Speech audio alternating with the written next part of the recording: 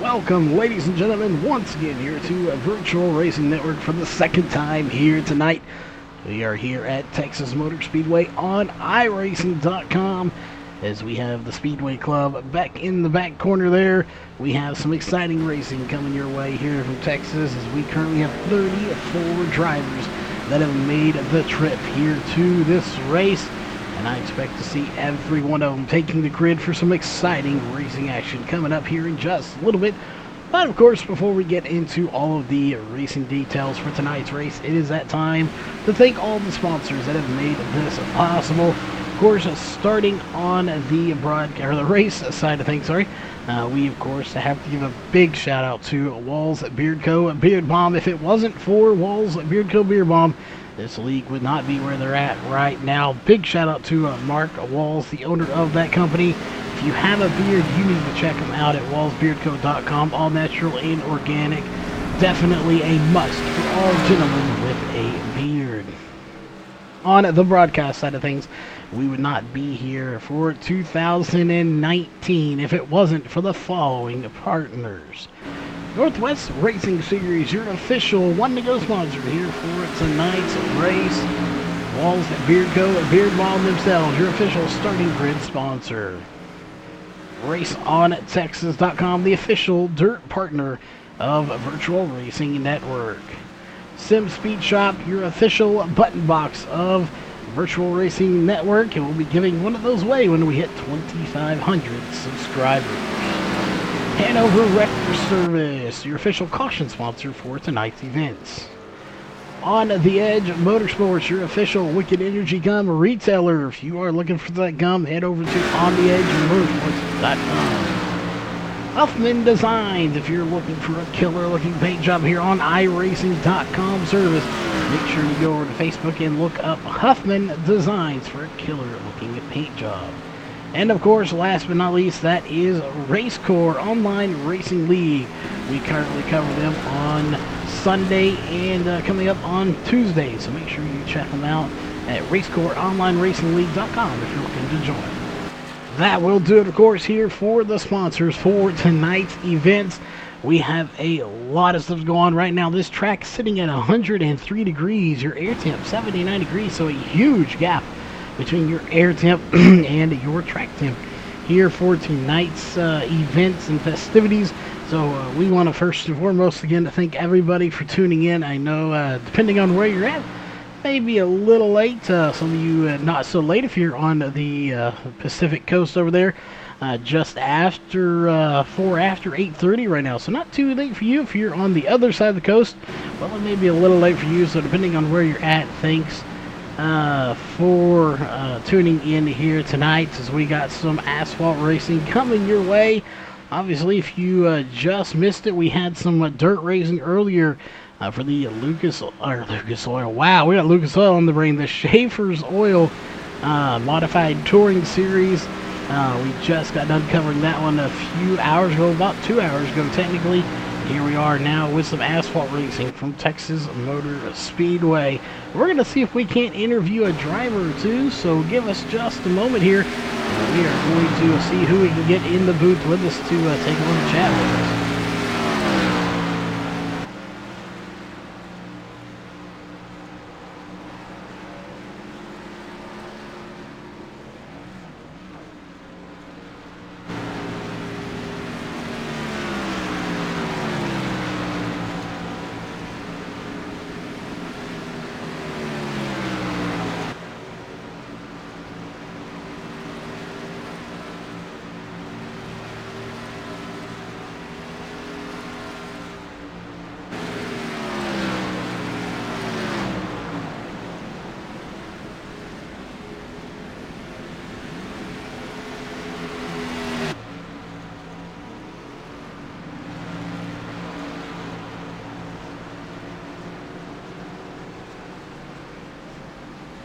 All right, folks, we are back here, and we have Jason Berg, a driver of the number 21 machine here tonight.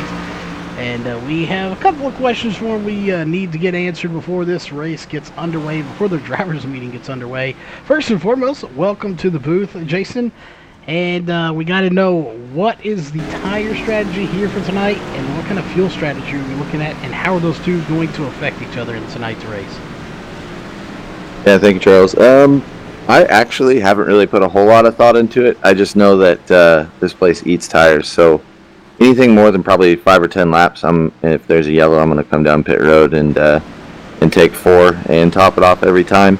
I think this will be a 2-stop race, so that's assuming it stays green. I think you can probably get close to 60 laps on fuel, would be my guess if I had to just do the math in my head real quick. It's probably going to be somewhere around there. So I'm sure there'll be a lot of different strategies come into play, but this is one track you definitely don't want to try to take 2 tires. I learned that the hard way on Monday, and it didn't work out for me. We talked about Texas. Obviously, I'm a little partial. I live in Texas, so this is by far the best track ever made. But it will indeed eat tires up. You compare this to next week. We're going to Las Vegas. If you compare those two, just as a driver's standpoint, how do those two stack up? And which one do you think you stand the better chance of getting the win at here, or possibly at Las Vegas? Man, I don't know. They're both really line-sensitive tracks, especially here in turn 1 and 2. You can get into that wall so easy. And then Vegas is kind of cool because you can run high or low in turn 1 and 2. But then again, 3 and 4, it's really line-sensitive. There's some bumps. So in that regard, these two tracks are sort of similar in the fact that you really have to hit your marks and kind of drive the same line every time at one end of the track. But in terms of my chances, honestly, I don't think I really have a good chance at either because, as you know, we've talked about before, I don't have a whole lot of time to put into setups. So I'm just going to kind of see what happens tonight. Well, definitely, we expect good things from you here. As mentioned earlier from one of your teammates down there, where they said, of course, take the fast guy. No surprise, you are one of the fast guys in here. So I'm sure we'll be talking to you again throughout the night. But we, just in case something does happen, we know you got some sponsors on that car you need to give thanks to. So who does be? Primarily just GeForce Aerial Media. They do aerial photography, survey work, stuff like that. So check them out, GeForceAerialMedia.com. All right, there you have it, folks. That was the number 21 of Jason Berg, and we'll be right back to see if we can't find us another driver to talk to here. So we got about 12 minutes left here in practice.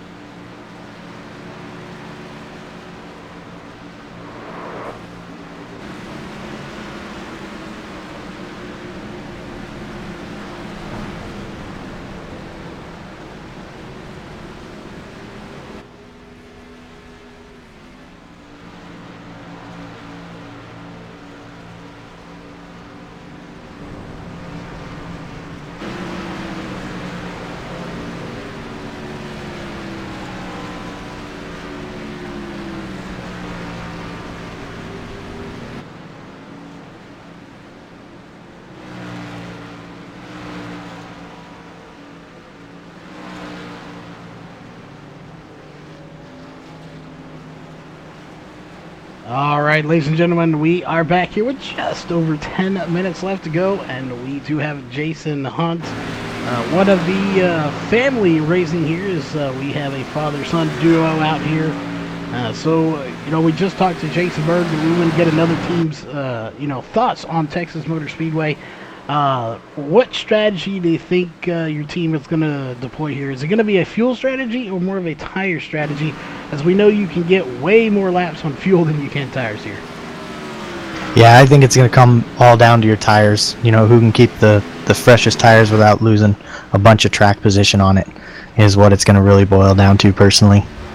Well, that being said here, knowing the way this track is and knowing that it eats up tires pretty quick, as we have 36 drivers in here, are you banking on seeing a few cautions, or do you think we'll see some green flag laps? And how are you going to make a strategy around that, and how much is it possibly going to change here? Well, but what we're really hoping for is that the beginning of the race is kind of tame, and then it picks up toward the end as more rubber's laid down and stuff like that as the track tightens up. So hopefully long run at the beginning and then a couple short runs to finish it out to make it exciting at the end. Well, definitely, we're hoping for the same thing. We want to see some really good racing here towards the end of this race. Looks like we got about just about a little under 9 minutes left. Before we let you go here, of course, we have to know, we know you got some sponsors, or at least some shout-outs you want to give, so who are those here for getting you to tonight's race? Just big thanks to my dad, and then, of course, the whole Waltz Beard Co. Group putting the series on again. It's by far one of the best series online to follow and race, so definitely keep your eye on this series all summer long. They got a great schedule planned out, and it's going to be a lot of fun to watch. It definitely is going to be a blast to watch here and broadcast on our end. Congrats making it to the race, and hopefully we'll be talking to you later on tonight, and we're going to let you go, and again, good luck tonight. Thanks, Charles. Appreciate it.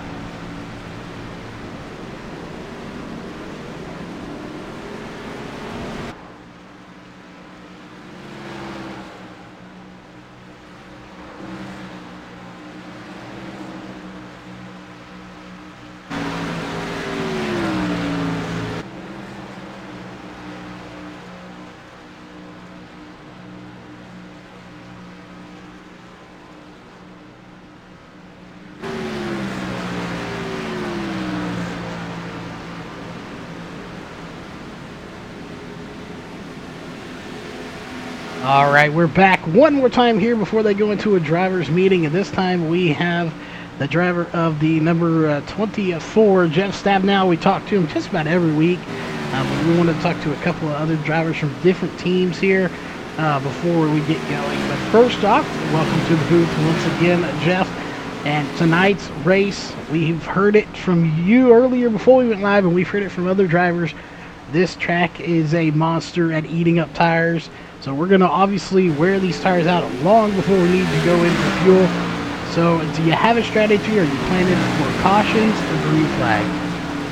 Well, I'll tell you what. I think I'm kind of leaning towards the cautions on this one, just by the sheer number of cars. I think when you get to smaller fields, guys can kind of spin out and get off the track and not bring out the caution here. It's real easy to abuse these tires, and this set goes very, very loose on you. And the harder you drive it, the looser it gets. And with this many cars, I don't think it's going to be real easy for a guy to slide off the track and stay out of the way. So I suspect we're going to have a few cautions here tonight. Yeah, I have a feeling we're going to see a few here tonight. You know, when you talk about the fuel strategy, I believe it was 50 somewhere in their laps. Then you factor in that we're going to have those cautions. If you're going to have cautions here, you know, just from a driver's standpoint, we kind of want to know, when would you rather see those cautions? Towards the, middle, later of the race, or would you rather see those earlier and have the long green flag run later in the race? Boy, I don't know. You know, typically I'm pretty good on the long run, and so I usually would want to end the race on the long runs, but just running in practice here a little bit, Mark is absolutely killing me on the long runs, so I don't know if it's the long layoff on these trucks and if I lost something or if Mark's just that darn good here.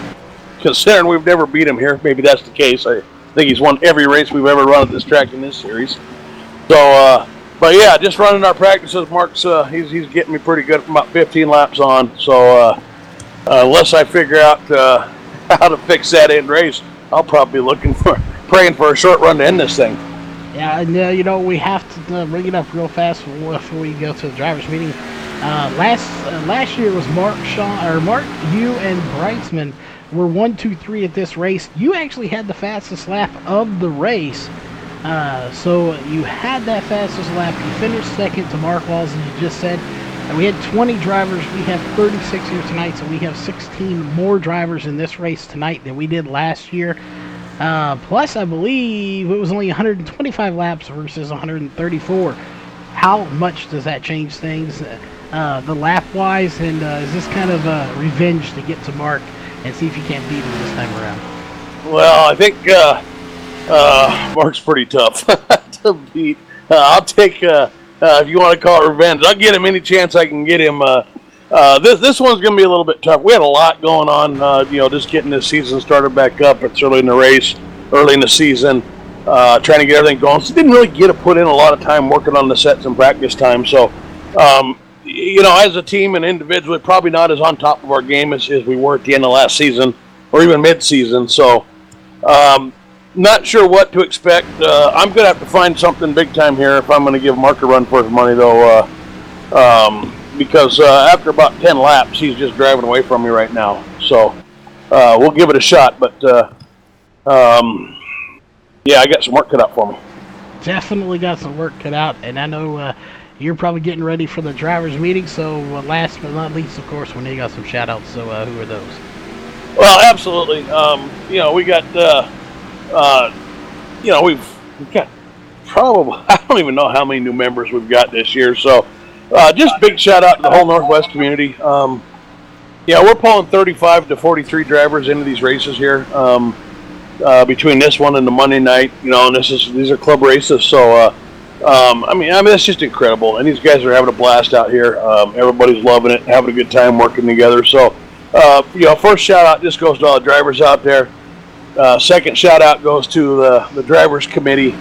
They've been working their butt off alongside me, Sean and Mark, and you got John and Ray Fournier and Corey and Steve Sealstead and Chris White on the drivers committee this year, man. And we got a lot more drivers out here, a lot more going on, so it's just a lot more work. So hats off to all those guys. Thanks to them for putting into work. We've kind of taken things up a level, and a lot of it is on those guys. And then, obviously, we got VRN Charles. I had some guys ask about the series the other night, and I gave somebody a link to go check out our last race.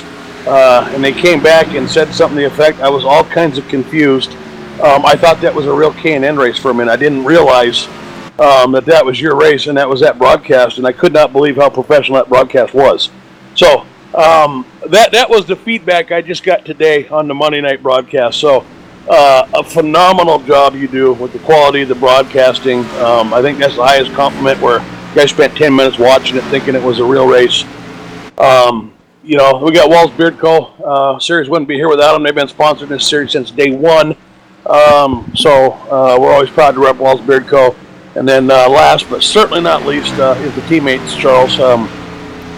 Fantastic set of teammates, man, and maybe we didn't get to put in all the work this week on this truck set that we wanted to, but man, we did put in a lot of work this week. It was just on everything else, so couldn't do it without those guys. Wouldn't want to do it without them. So I think that about covers it, and cue the Grammy music.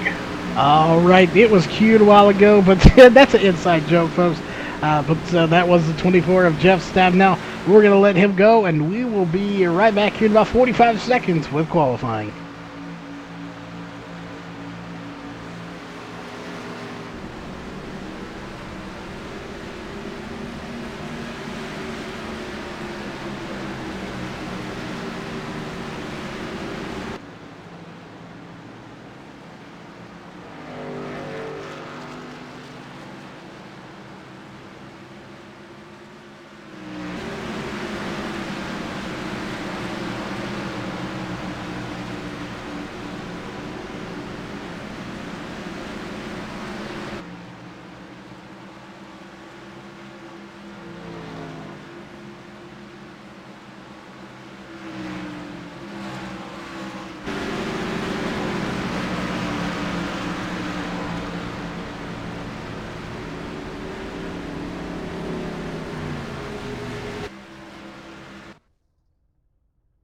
All right, we kept Jeff a little longer than we thought we would.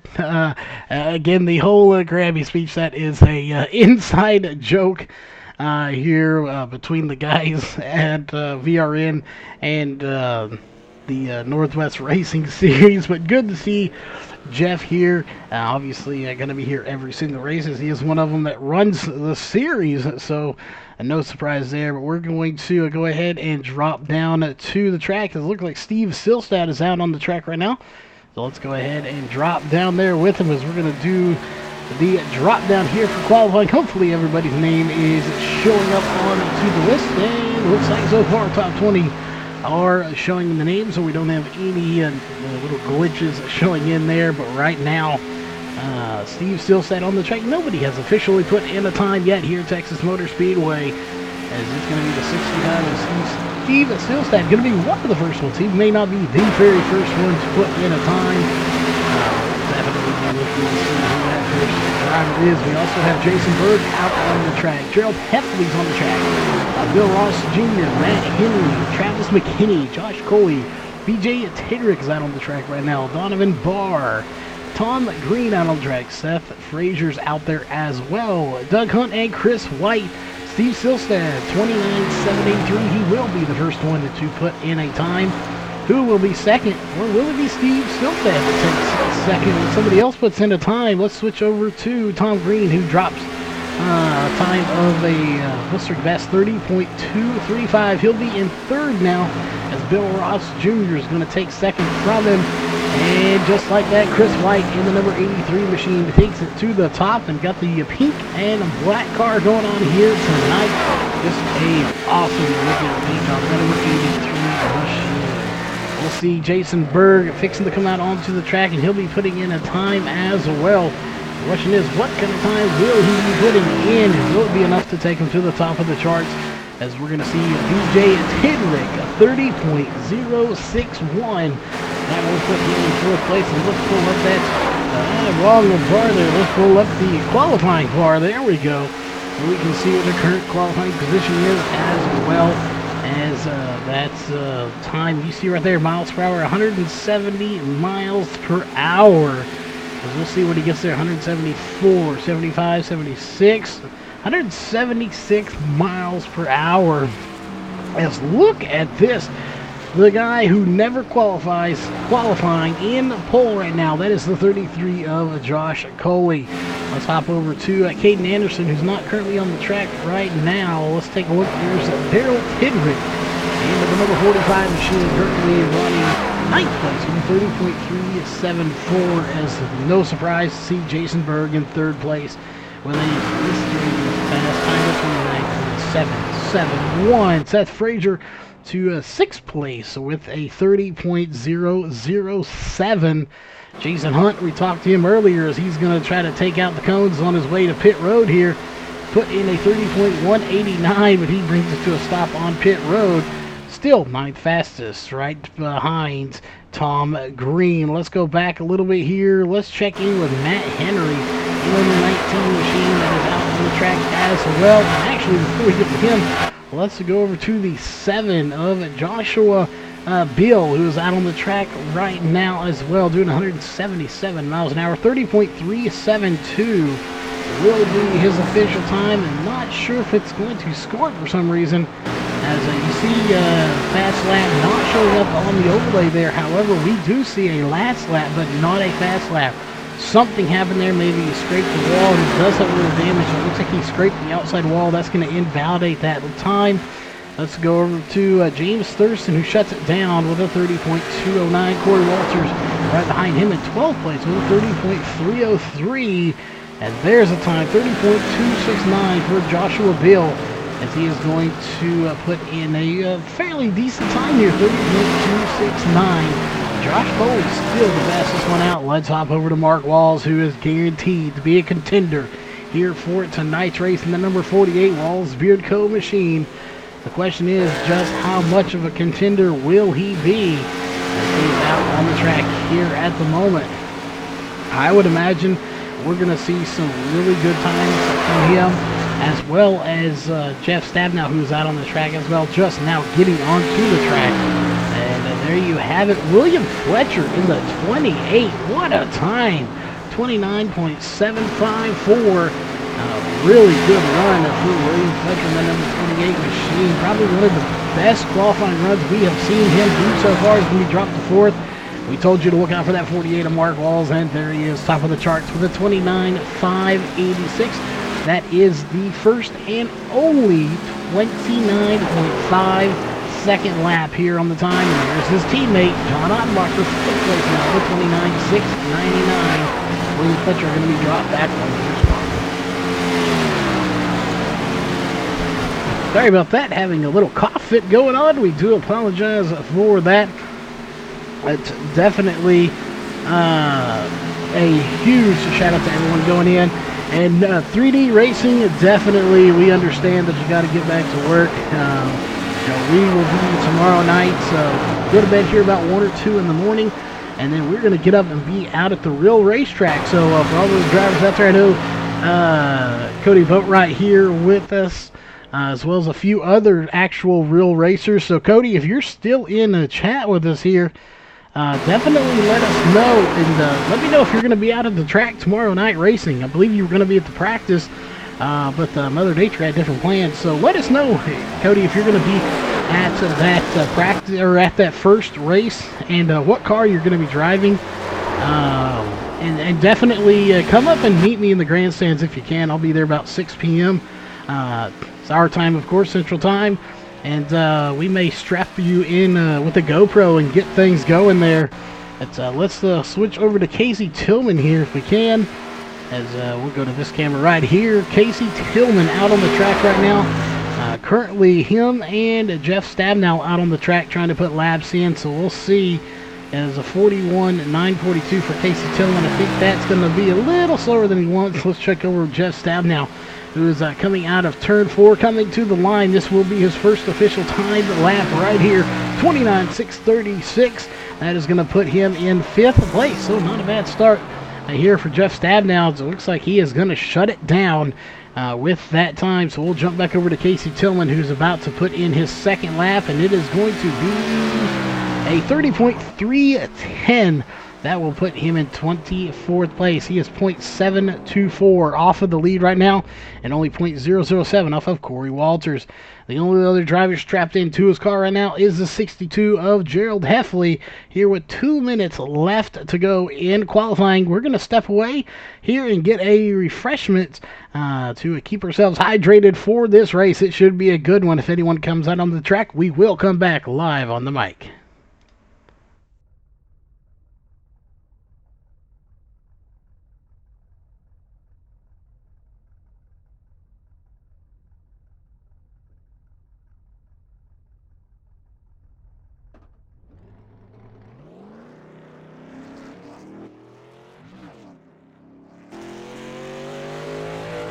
All right, as promised, we are back once again, as it looks like Josh Cushman in that number 95 machine is going to come out onto the track here.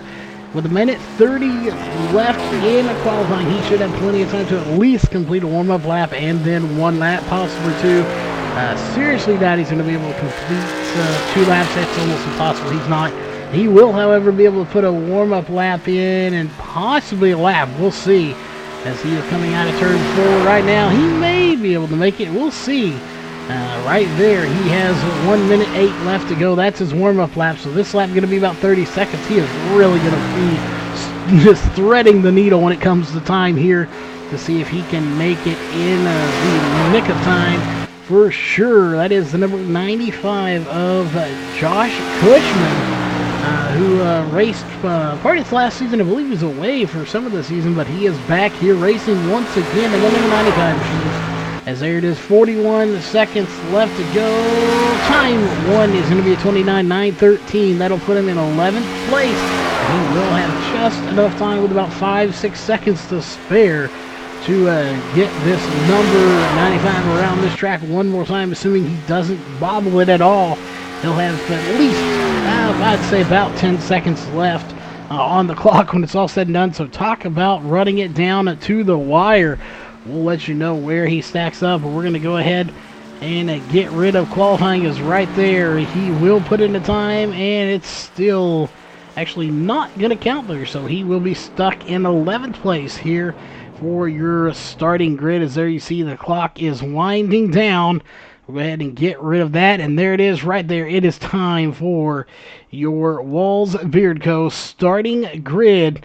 As again, we have about 37 drivers here for tonight's race.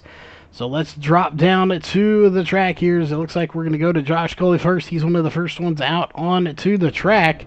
Let's go ahead and go through your Walls Beard Co. starting grid on row 1. It's going to be the 48 of Mark Walls and the 46 of Sean Brightsmith, 2 teammates on row number 1.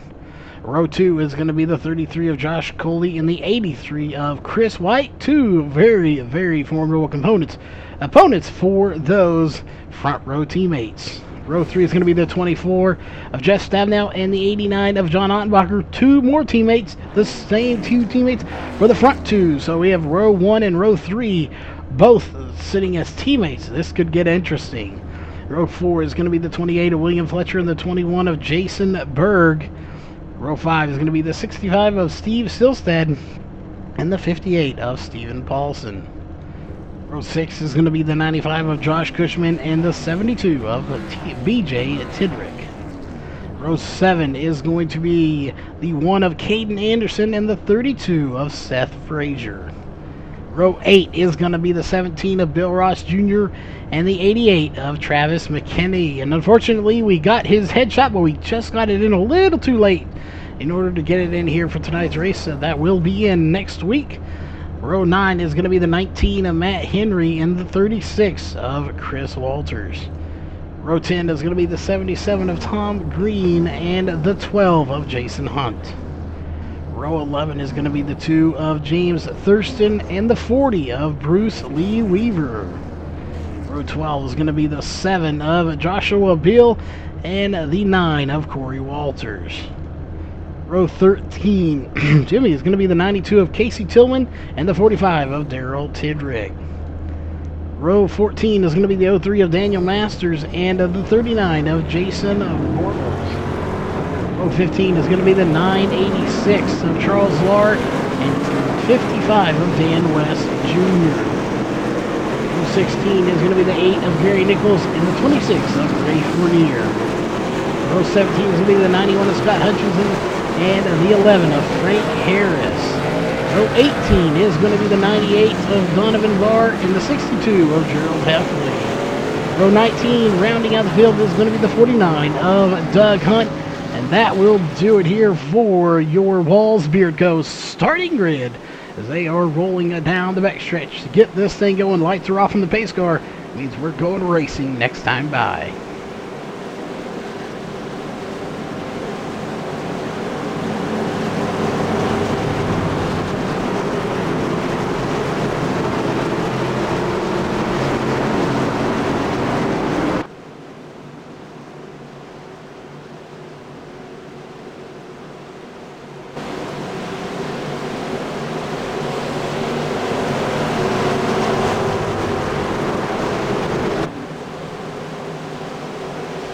Alright, green flag is in the air and we are racing for the first time here at Texas Motor Speedway. If you're just tuning in, wow, we already got a truck going around. That's going to be the 33 of Josh Coley, almost beating the pace road, big car, the pace road. And Josh Coley going down pit road early in this race and not by his own will. Let's go back and take a look and see what happened as we go to your aerial cam real fast and see exactly what happened here to the 33 of Josh Coley. And looks like he maybe didn't get the start and something happened there, and Jeff Stabnow gets into the back of his truck. But again, now he's on pit road, so we'll see. There he is back out onto the track. So we're going to go to the front here as Mark Walls, no surprise, he won last year, and he is flying down the backstretch right now. Right now, you see the rest of this field: Chris White, Jason Berg, Jeff Stabnow. Let's go ahead and get rid of that and bring up your running order here. So we'll see your top 20 drivers on the screen right now. As you you see right there. Now you can get an idea of where everyone is on the track. Mark Walls and check out from this field. Partly due to the fact that because of that incident between the 33 and the 24 of Jeff Stabnow in the 24 and Josh Coley in the 33, and that's going to put Josh Coley way back as he's actually going to go down pit road for 7.9 seconds. So I'm not sure what happened to Josh Coley there, whether he might have missed a gear or something happened to cause the 24 to get into the back of him. We know Jeff Stabnow is not the type of driver to just run over somebody like that. So something definitely had to have happened to the 33 to cause that. As you're watching this little group right here, and it's not little by any means. We're going to go further back as we see him starting to really shake it up back here. We saw him go to the lead wide for just a minute. It looked like it started up here possibly with the 9. No, it was at the 12 of Jason Hunt. It looked like he just decided he wanted to take a little wider angle there, but they've sorted it out now. We are staying green here racing once again, so we want to thank everybody for tuning in here for tonight's race. So this is race number 2. We just got done with the Schaefer's Oil Modified Touring Series. Here we are with the Northwest Truck Series from the Texas Motor Speedway. You're watching these guys duke it out right now. You're watching about 18th place or so as they are really starting to ramp it up quite a bit for these positions. And this is really early in the race. We are only on lap 6 of 134. But running 30 seconds a lap, we will click off those laps very quickly. And I have no surprise that we will see these laps start to slow down a little bit, but not too much. They will slow down just a hair. As you take a prime example of this, let's go to the front here for Mark Walls. 29.4 was his fastest lap. He's already running 29.9. So those laps will start to wear off here, especially once we get around the 20 to 30 lap mark. Those tires are going to be shot, and it's going to be very difficult for these drivers to make anything happen as far as passing-wise. But let's go back to this group again here. Look at this group, 3 wide back here. The 32 involved in here. You got Seth Frazier, Chris Walter, Jeff Stabnow in this mix as well, as that damage is hindering him just a little bit. Jeff Stabnow definitely is falling back well from where he started. Let's pull that up real fast there. He started 5th, he's back to 19th. His lowest was 13th. Well, it's going to be 19th when he gets to the line. Things not going the way Jeff Stabnow planned them to go here as he started up in 5th position on the 3rd row, but so far just not working out for him the way he planned. Chris White having a fantastic run himself here tonight, though, sitting in 2nd place. Probably one of the best runs we've seen as he's up front early in this race, but again, this early in the race, being up front doesn't necessarily mean that you are sure they win. It doesn't mean anything at all, so we'll have to keep an eye on that. Keep in mind, Charles Lara, Scott Hutchinson, Doug Hunt, and Dan West Jr. did not start as the caution was going to come out, and it's going to be for Daniel Masters here in the 03 machine. So let's go back and take a look and see what happened to the 03 of Daniel Masters. You're watching him right there on your screen on the bottom lane. And did he have help from the 98? Oh no, there you see right there the 19, and I believe the 17 or the 7 getting together. And that is actually what caused it. So that was the 19 of Matt Henry and the 7 of Joshua Beal that got together, and they collected him in their little tangle up there. So that is the reason for the caution. As we will go back to live. We're under caution right now, and no surprise, everybody's coming down pit road here, and we'll see. We'll see if we can't get Josh Coley or either Jeff Stabnow in here. Well, actually, we might get Jeff Stabnow. There he is, right there, coming in way behind everybody else, and see if we can figure out from him what happened there on that incident. As we'll see Josh Coley not coming down pit road, so we'll go ahead and take a word with him real quick and see if he can let us know what happened there. Josh Coley, you got a copy? Hey, Charles. Well, we figured we'd get a chance to get you in the booth here. What happened there on lap 1 to send you through the infield and into pit road? If you can believe it, I hit first gear going for third. Well, we figured you had to have missed a shift, or apparently in this case picked the wrong shift, the wrong gear, because we knew Jeff wouldn't just run over somebody, intentionally anyway, so we knew there had to be some reason that he got to the back of you. But did you have to use your fast repair, or do you still have that for later on in the race? No, I came in to serve a stop and go penalty and I only had 3 seconds of damage, so went ahead and did that and got the lucky dog here, so I think we'll be okay. Well, there you have it. Hopefully the rest of this race picks up for you, and we'll talk to you later on in the booth maybe. All right, Charles, sounds good. All right, that was the 33 of Josh Goley. As we'll go up to the front so we know when these guys are going to go green, and let's see if we can't get Jeff Stabnow down here and see if he got a word of what happened. Jeff Stabnow, you got a copy? I got a copy. Well, we got you here. It looks like we'll take a look at your car. Did you have to use that fast repair yet, or are you still good to go?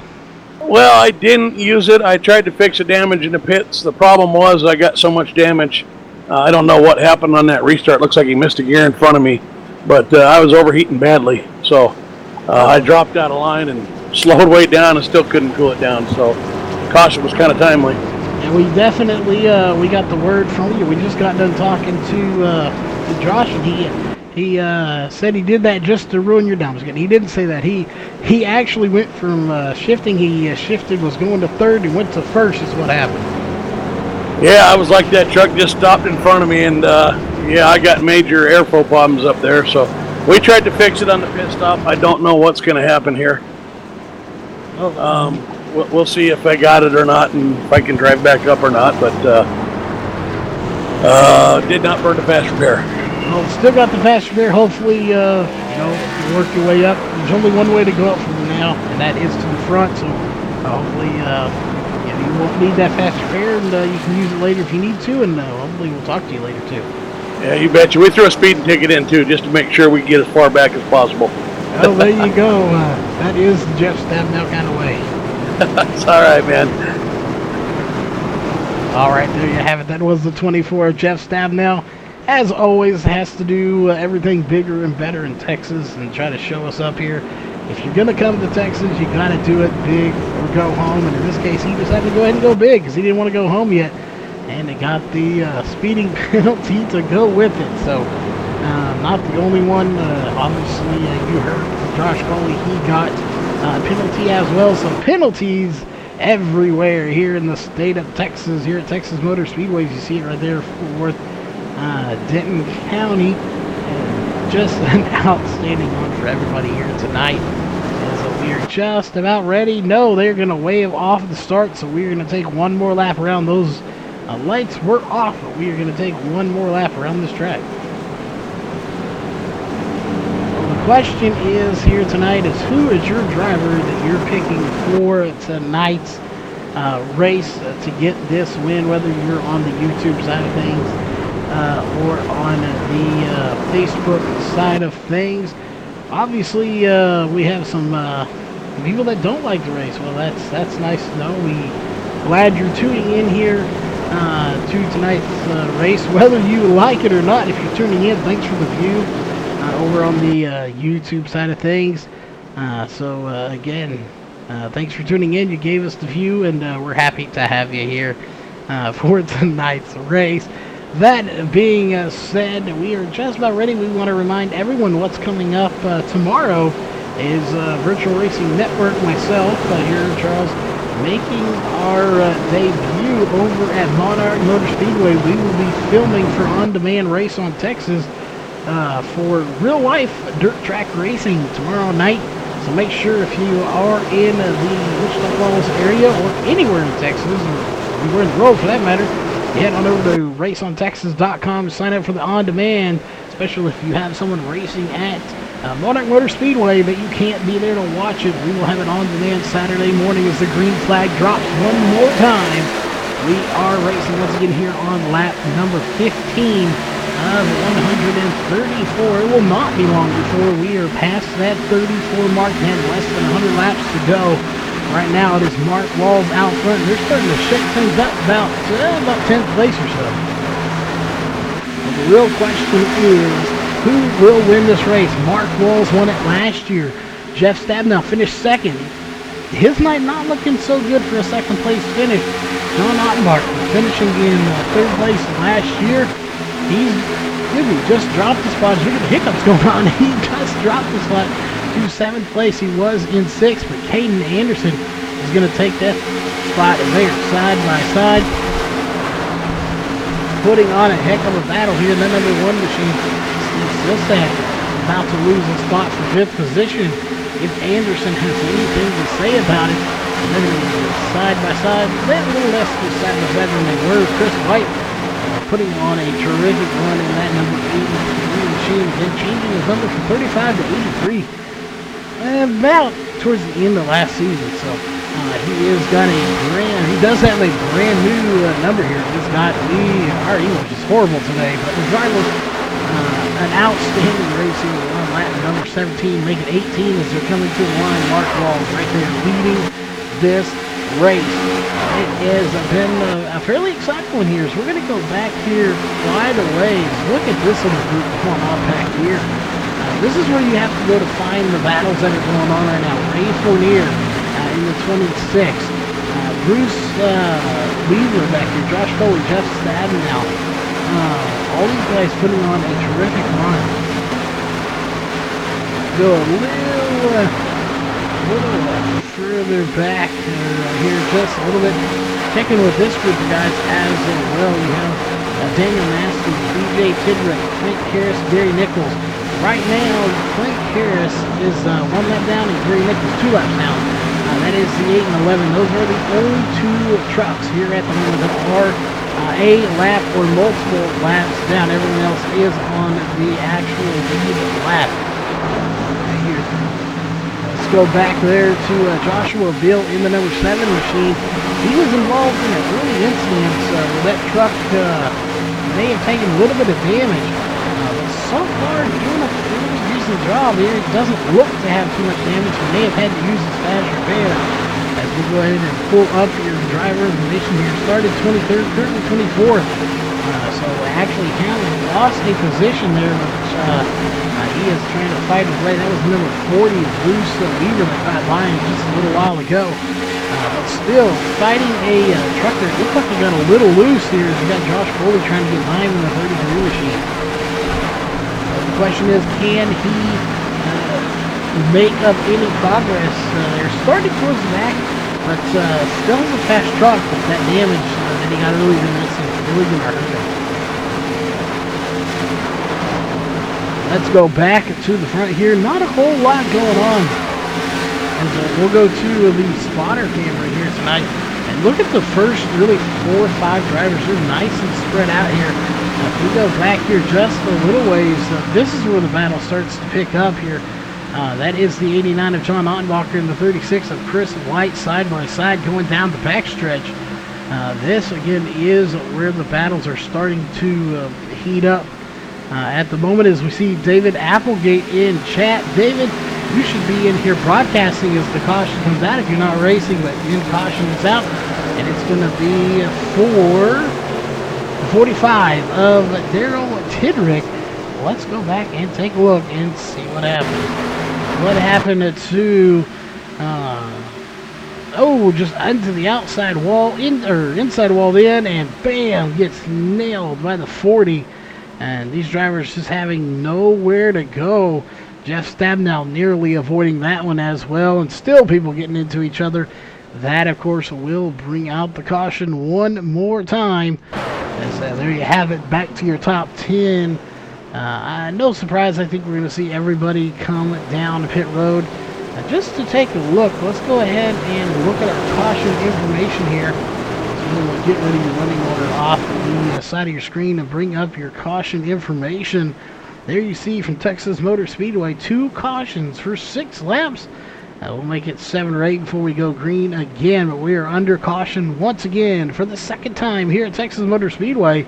We are going to step away to a quick commercial break, and we will be right back.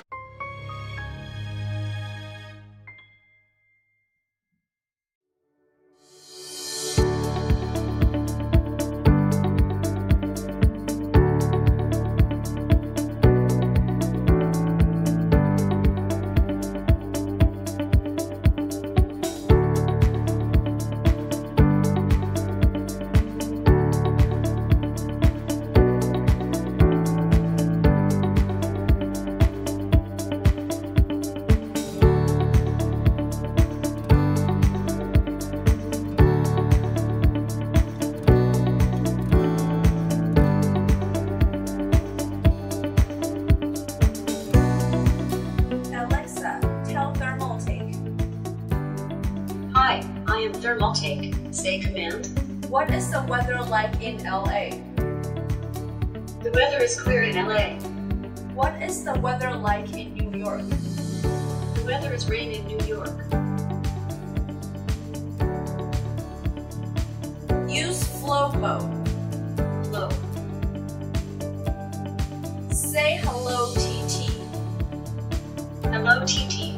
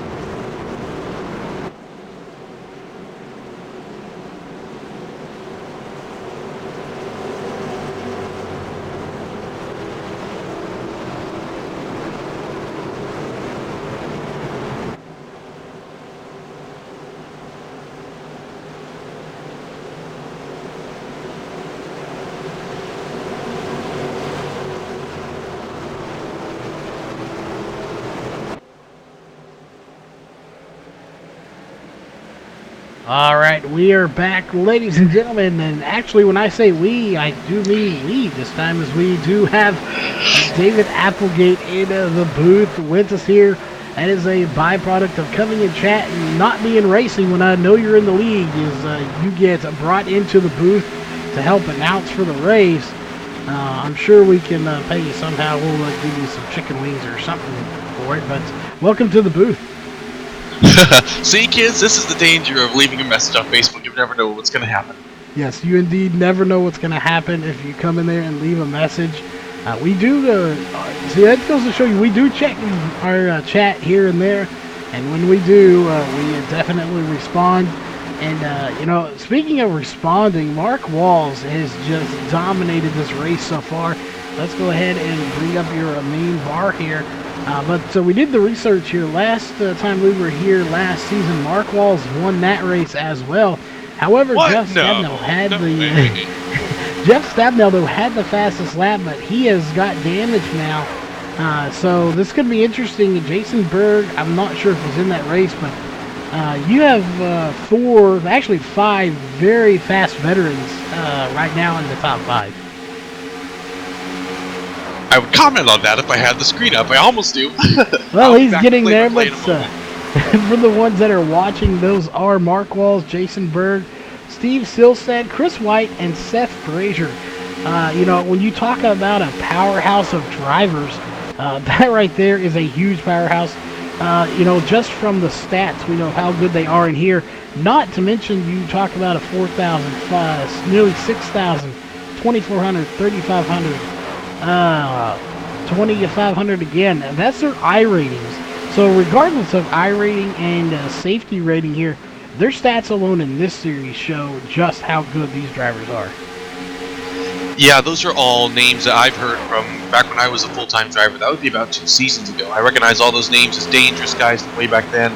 So I can only imagine they've all gotten better since. And they have. And, we were talking about it a little bit in the pre-race show here.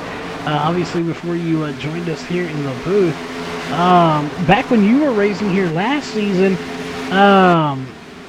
there were about 15 to 20 drivers is what we normally get during a race, and obviously we're here. There was 37 drivers that started this race, or at least came into practice. So, the driver count has significantly gone up, and that's with some drivers like yourself not being able to make it here. It's just you don't get here just in enough time to make it, but it is outstanding how many more drivers have made it out this season. I am duly impressed, and another thing to remember is that these are all Northwest Club drivers. They aren't just, anybody anywhere on iRacing just coming together to race trucks. No, these are Northwest Club drivers, and these are quality drivers, all of them. And the fact that the participation in this league is up and the competition is up so much is really encouraging. Really encouraging. Yeah, it definitely is. Us Texas boys, we let them come race the Texas Motor Speedway, but they won't let us race in their league. So something about they won't let me race with a mouse or something like that. But yeah, I don't know if I would want to come out here on the track, as you're just watching this front little battle here between Jason Berg and Steve Silstad. Just that battle alone shows you how good they are. But you go further back in this field to Corey Walters, a seasoned veteran in that 9. Then you have Caden Anderson and John Ottenbacher. Those two are duking it out right now for 8th place. And while, it's not the front of this field, it's still towards the front. And Caden Anderson, a brand new driver to this series this season, he's given John Ottenbacher and Jason Hunt and Corey Walters a run for their money. That's a statement. I remember the first season that I was part of it, John Ottenbacher was a 3 or 4 time winner and champion that season. Jason Hutton and Corey Walters, big powers in the Xfinity series, so they know how to get a fixed setup around this place. So you put a custom setup up that fast. So I'm impressed with Caden Anderson. He's in 7th now, and that battle of those 4 cars is still pretty tight, but it's spaced out a little bit. It definitely is, and you go back just a few spots back here to Steven Paulson, who's leading the next little group here, you might say, in that 58. He's got the 98 of Donovan Barr, another new driver, Josh Cushman, Jeff Stabnow. This little group right here is just ridiculous how they're doing here. Jeff Stabnow, you were obviously not here when that earlier happened there. Started 5th. He's in 16th place right now. He's been as low as 30th place, but he is working his way back through this field because Josh Coley actually was going to shift on lap 1 before they ever took the green, really, and missed a shift and went from what was supposed to be 3rd as he was in 2nd and actually went to 1st, and Jeff Stabnow rear-ended him. Yeah, that's not a good combination. And any track ever. I was going to ask why Stab now, and for that matter, Cruise is so far back. But they're 3 wide. That's a heck of a battle right there. 3 wide. That is, you know, you go over to the dirt racing side of things where we were covering earlier tonight. You see 3, 4 wide, you don't think nothing of it. That's just what they do. You see them going 3, 4 wide here at Texas. That's not something you typically do. But these guys are good at what they're doing, and somebody's gonna, you know, man up, whatever you want to say, and thread the needle, and try to go through the middle lane here and try to make it 3 wide. And they will make it work some of the time. It won't always work, but for the most part, it's working for them right now, as they're still trying to go 3 wide back here for about 15th position. Man up's a good term. I think I might use it. It was Josh Cushman a few laps ago. It was Casey Tillman on the backstretch there. And part of the reason why you just don't go 3 wide at Texas, I mean, you can do it at some racetracks. You can do it at, say, Talladega really easily. You can do 4 wide there. But you don't do it at Texas all that much because this is a slippery, abrasive track. And with the track temperature being 103, it's just going to make these cars that much more difficult to handle. We've also been on a green flag run as long as I've been sitting here. So these cars have to be getting pretty loose, pretty tight. In any way, they're going to be pretty unstable. So just the fact that they are 3 wide and keeping everything pointed forward is impressive to watch. And I can't keep my eyes off this pack in the back here. Yeah, that's about where I'm watching. I'm watching, surprisingly enough, as I want to pull that driver information up, Sean Brightsman started second. He's back in 19th, and he's really low at 29th. So Sean Brightsman, such a good driver, but for whatever reason this season he has just not had the luck that he had last season. I think he's going to need a road course to kind of turn that luck around, as we all know he's good at road courses, but he just about spun it there as he got really loose coming through the trail. And a little bit further up in the pack, Chris White managed to hold off 3rd place with Steve Saustad. They were side by side for half a lap, managed to pull that off. Just behind them, though, Corey Walters has managed to land the pass on Seth Frazier. He's now in the top 5. Yeah, and you know, we talked to these drivers a little bit earlier. We talked to a couple of them, and the consensus was 20 laps to maybe 30 laps, depending on how conservative you are on your tires. So those tires, right about now, we're on lap 19 of this stint.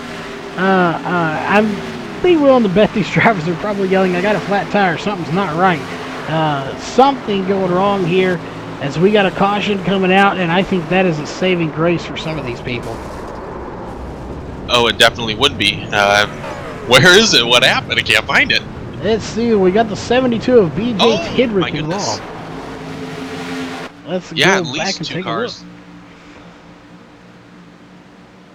Ooh, yeah, shot to the back bumper from the to the 72. I'm not sure who that was that hit him.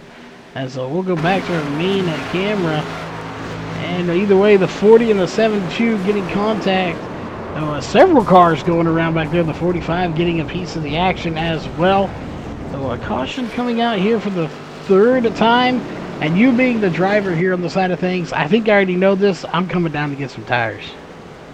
Oh, man. After, say, 10 laps of racing here at Texas, I'd come down and get 4 fresh tires. So, yeah, 20 laps of racing, get them all.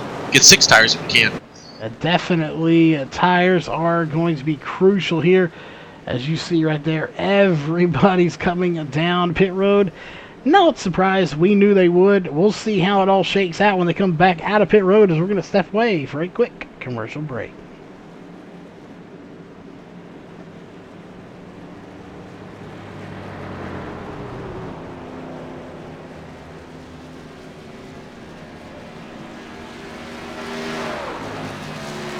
Are you in the market for a quality new or used car, truck, or SUV? Head on down to Sames Ford in Corpus Christi, Texas, and browse through their inventory today. You won't be disappointed.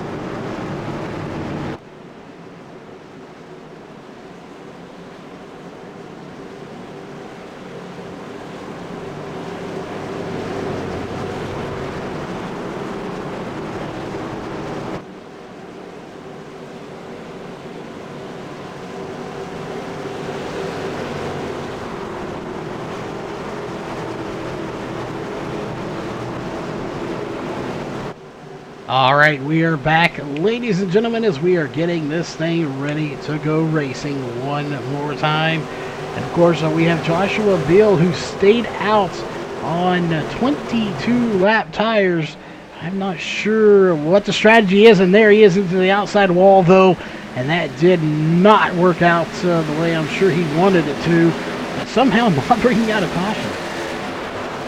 I could have told you that was going to happen. I've seen restarts at lots of tracks happen like that. You go out there on old tires. You don't think too much of it because you're running around at normal speed. You know what your car is going to feel like. You know you can be in control of your car at full speed. The problem is you're going half speed when you go across the line and you're trying to accelerate. You don't have that practice. You don't have that experience of trying to get your car up to a maximum speed on old tires, so that's going to be a real big downfall for lots of different drivers. And I don't know how new Joshua Beal is to the trucks, but yeah, that was a classic newer mistake of spinning the tires because of the flag. Yeah, that's something definitely not the best case scenario for him, and hopefully nobody else got any major damage out of that. But what it did do is kind of spread this field out. And at least for the lead, it kind of really helped Jason Berg get a sizable lead there. Yeah, I think Berg restarted third right behind the 7 car. And when the 7 turned into the wall, obviously Mark Walls had to check up a ton. He fell back as far as 4th or 5th on that restart. He's back up to 3rd behind Chris White and Jason Berg.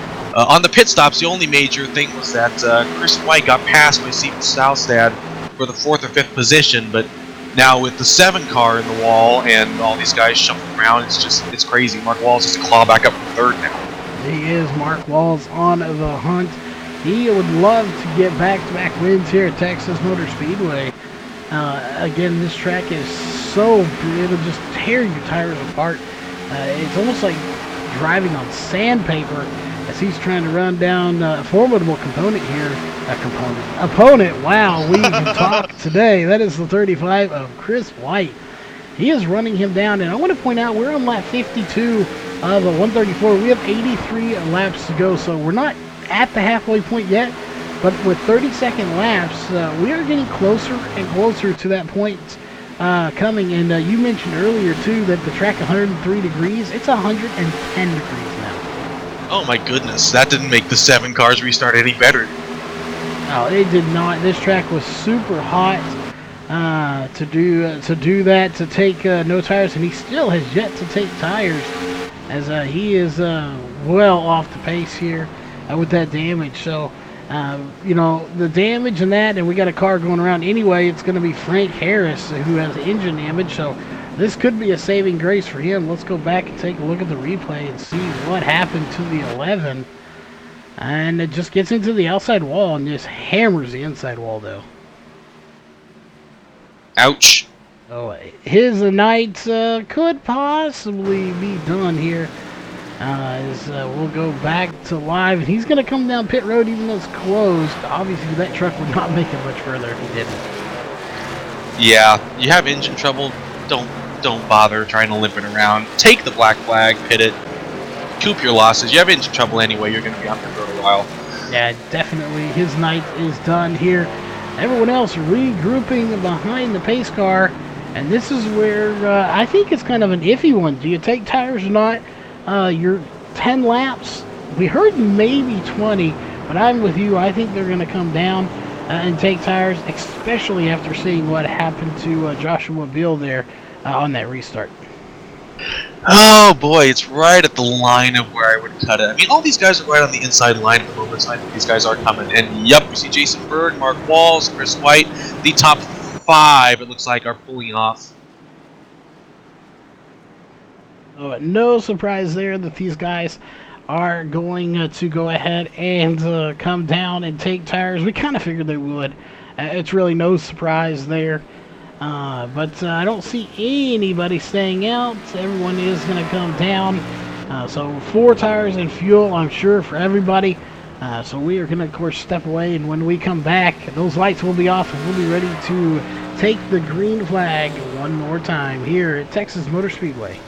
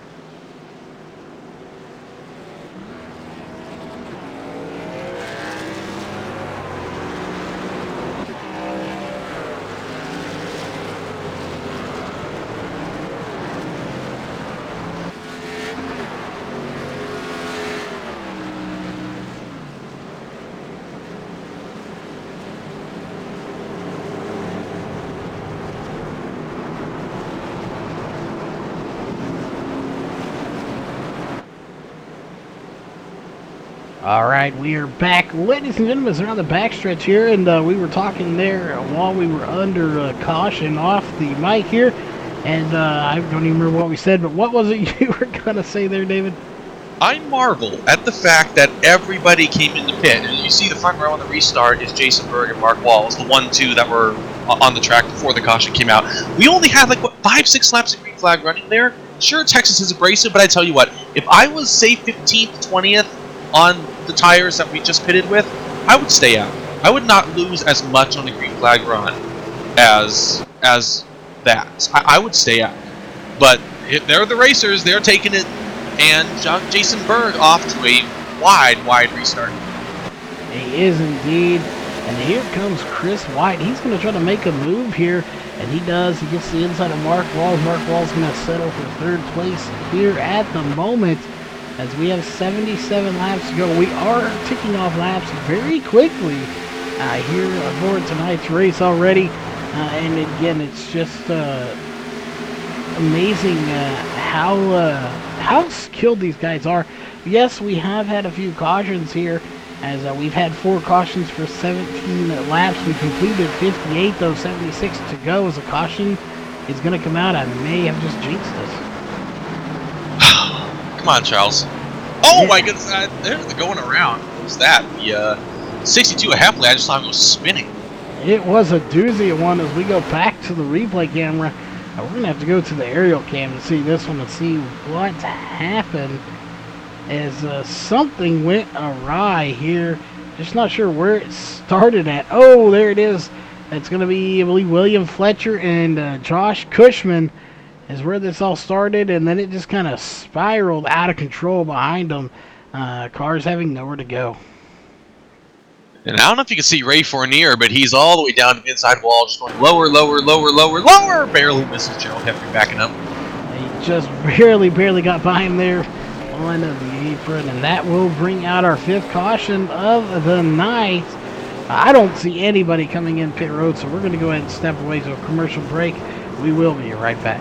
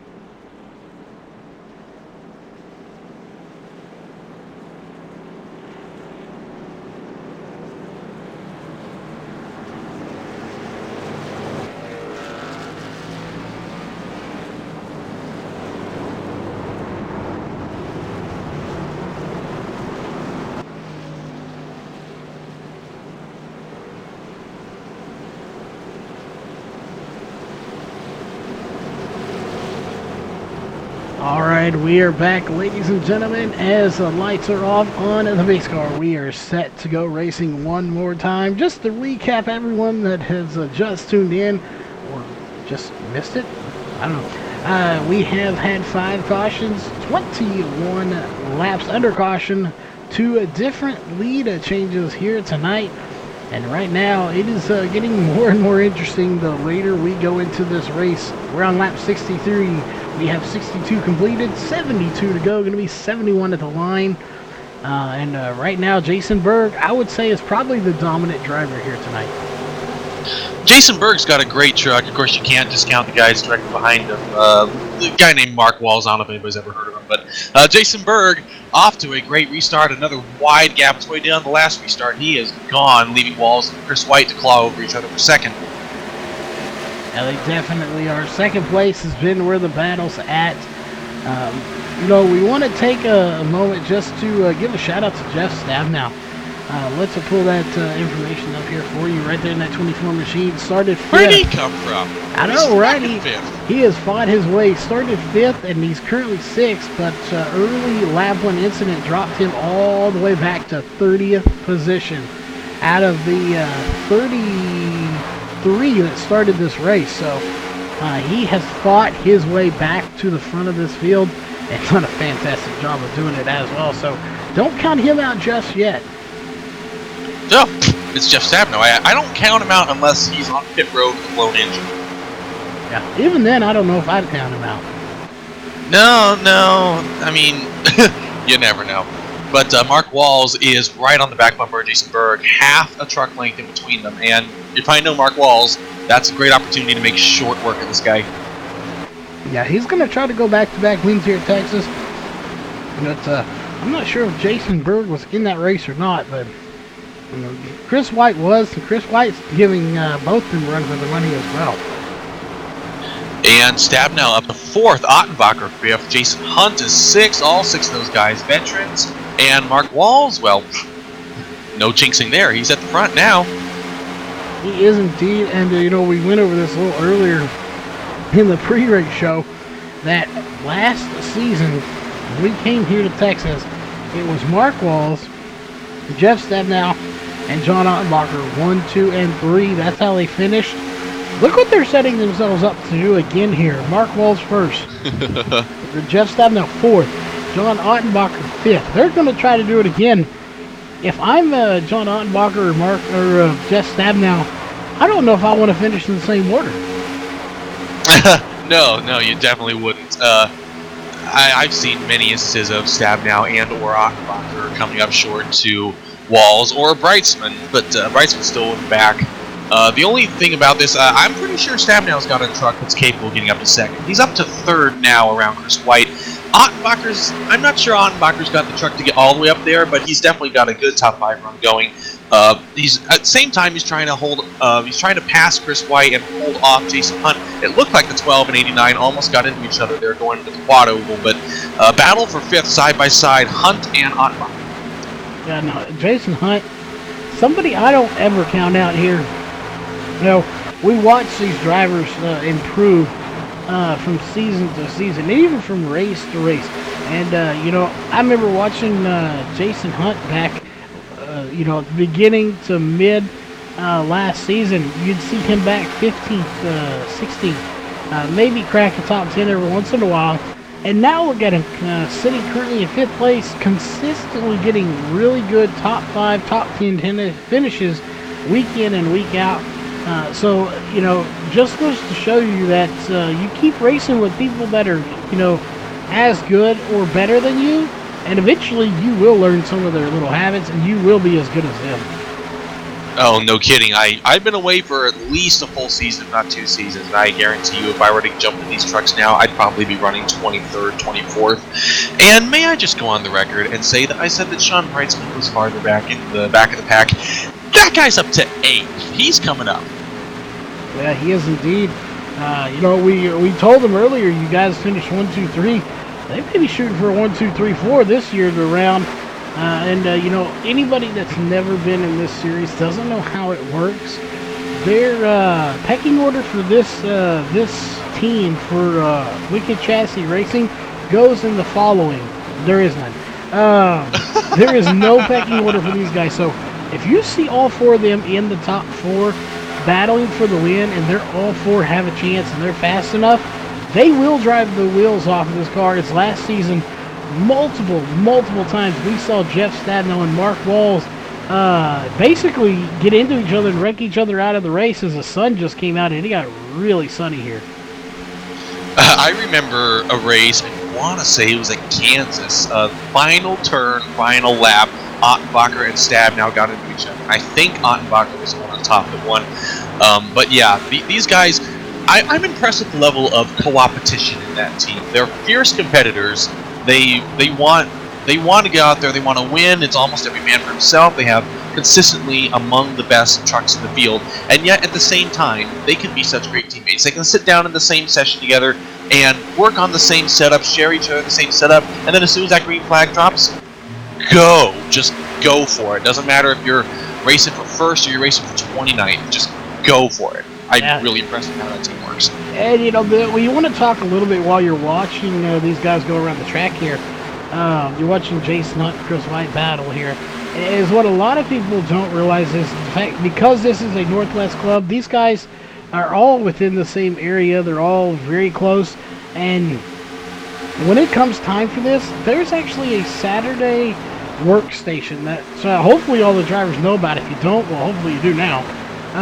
That these drivers come out and work for, and you get people like Jeff Stabnow, Mark Walls, and those guys. They come in here and help the rest of this field build setups. They don't give them every little trade secret they have, but they help make these guys faster, and then in turn, they have to use that setup that they made them fast with to try to beat them. So, it definitely just goes to show you the sportsmanship here in this series. And that's been one of the most appreciated parts, at least for me, of this league, is when I was starting. I was just starting my C-level oval career when I discovered this league. I didn't really know what I was doing. I couldn't tell you a truck in the next Xfinity car, but I was really impressed with the fact that we were able to sit down and all these competitors were sharing setups, and not just sharing setups like, oh, here, use this, you'll be fast today, but explaining what in the world rebound and bump is and how to adjust that to make a car go faster. And that's continued for season through the trucks, and Jeff Stabnow has been the one that's mostly ringleaded that, but it's resulted in some great setups. And my team with Ryan Baines, Matt Henry, and Andy Vogt was usually second class to the Wicked Chassis Racing and the Wallace Beard Co. trucks. But using that information that Stabnow and Ottenbacher and Walls and Breitzman were able to share with us was a great help to all of us on the team. It definitely is. You're still watching this little battle here between Sean Breitzman, Caden Anderson, and John Ottenbacher, but it definitely has, I think, has gone to show, just how, close this group is here. Again, it's Northwest only, obviously Northwest Truck Series, so you have to be in that Northwest club in order to even get in here. And to see 37 drivers in here, Club V Racing typically is not that big, but it is here, and it just keeps growing, and that is part of it. They help each other. They're not afraid to, help out, do what they have to do to get, that level of trust, and, I don't know what you'd call it, but, you get what I'm going. Yeah, to some extent it's trust, to some extent it's just experience and rapport, but I'm not entirely sure where exactly all these guys are from. I know some of the Wicked Chassis guys are from Washington. I know there's a couple from the Billings area of Montana. I'm from Portland, Oregon. I know a couple of my teammates are from Central Oregon. There's one from Seattle. But yeah, it's all Oregon, Washington, Idaho, Montana, Alaska. I believe Wyoming is part of it. Yeah, just regional. And I know some of these guys have met up before. I think I ran into a couple of them at Portland International Raceway when I was there for the IndyCar race this last September. But yeah, these guys are all within reasonable group for each other. Sean Breitzman's particularly, I know he races, I believe it's sprint cars in Washington, the Washington Tour of Sprint Cars. I've not had a chance to actually go see some of his events, but I know he does them. So if you have a chance that you're in Washington, I know he's in like the Monroe area. There's Monroe Speedway, there's State Line Speedway. If you have a chance to see Sean Brightsman wheel the sprint cars, try it out. Definitely do so. We're on lap 82 of 134. We have 53 to go, so we are past the halfway point, well past the halfway point at this point. And we're still watching the battle between Sean Brightsman and Jason Hunt. Jason Hunt will lose the spot, it looks like, 4th place. And that would put them, Wicked Chassis Boys, 3 out of the top 5. John Ottenbacher, though, kind of struggling now here. Chris White's able to get by him. So unfortunately, John Ottenbacher possibly going the wrong direction now. Yeah, I sense that he might have been the weakest of the Wicked Chassis cars, but honestly, with them being so close to each other, it's not really saying that much. Jeff Stabnow got around the 21 of Jason Berg. I was looking a couple laps ago. Berg was right on the back bumper of Mark Walls, so I don't know if maybe Berg just messed up a corner and allowed Stabnow to catch him or what, but that 24 now is starting to reel in the 48. That could be an interesting battle for a few laps. It very well could be. And this goes to show now how, well, never mind, a caution comes out. And oh no, who jinxed it this time? Looks like it's going to be possibly the 36. No, it's going to be the 9 of Corey Walters. Let's go back and take a look. What happened here to the 9 of Corey Walters? He was coming up on the 1 of Caden Anderson, and looks like he tried to avoid it. Ooh. The 1 of Caden Anderson gets loose, and that really, no fault of anyone. He just got loose. And then around he goes. And then he ends up tagging the 9 of Corey Walters. So, no fault to the 1 of Caden Anderson. He just really, he got loose, and there's basically nothing you can do when you got 30 laps on those tires. They're just shot.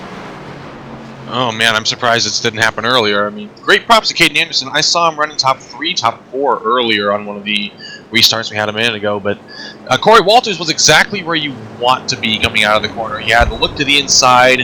Anderson started making a mistake and started going down to the inside.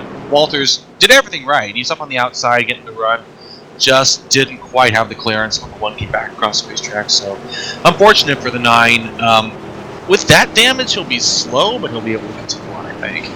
Yeah, and this is going to be interesting to see here where these guys come out. Jeff Stabnow going to be coming in pit road 2nd place with his teammates in front of him. And then, of course, you have Jason Berg and Sean Brightsman. So where will they come out of pit road is the question. Is anybody going to opt for 2 tires? I don't think so. Oh, no, 2 tires is suicide here. I was going to say earlier that when we had the 2 cautions back-to-back, and I was thinking of staying out on the 1, you had the 2nd caution come out like 3 laps later. That would have been a great equalizer. Say if you're back in 18th, 20th place, and you stay out there, you'd have a great chance of salvaging a top 10 there. But yeah, at this point, no, just take tires. You're not going to be able to survive. Mark Walls comes out just barely ahead of Jeff Stabnow, then it's Jason Berg, Chris White, John Ottenbacher up to, I believe, 5th, and then followed by Matt Henry. He's up a few spots. Jason Hunt fell back, as did Sean Brightsman. I don't know what happened there. Looks like, we have Gary Nichols not coming down pit road. We'll see. That could just be the lead a lap, but we're going to pull Mark Walls here, see if we can't get him on the radio real quick. We can. Mark Walls, you got a copy? 10-4. Well, we got you in there. Didn't mean to interrupt that conversation there on the radio, right. But Apologize for that. We got you here, and it looks like we are gonna see. Nope, Gary Nichols going in. We were gonna ask you real fast how you were gonna go about staying out of trouble there if Gary Nichols did not come down, but he did. And now that he's out of the way, though, the question is, what is the key here to stay out front? No, just maintain the track position. I think we want to definitely stay P1 and finish it that way. So clean air really helps. New aero package, a lot of iRacing updates. We have a lot more aero. Trucks get tight or loose when you're tucked up on them. So clean air is definitely where we want to be. And to control the restart, I don't know, we caught it a couple restarts ago where guy started on the inside leader and spun it right in front of me. So I hit the brakes pretty good and didn't get any damage. So hopefully we don't see that again. Yeah, definitely. Sorry, go ahead, Charles. Oh, go ahead, David. Okay, yeah, we were talking earlier here in the booth about the sheer amount that some of these newer bases in the league are running nice and strong up near the front. Would you attribute that to pure skill, or would you attribute the fact that there's a new aero package has made you guys have to learn a lot more, just the same as all these guys behind you? You kind of back on even playing ground, or do you feel like everybody's much more skilled now? No, I think we got a lot of skill in here. We filled it with 36 trucks that are all skillful drivers. It's awesome to see. I like mixing it up, so it could be anyone's win each week.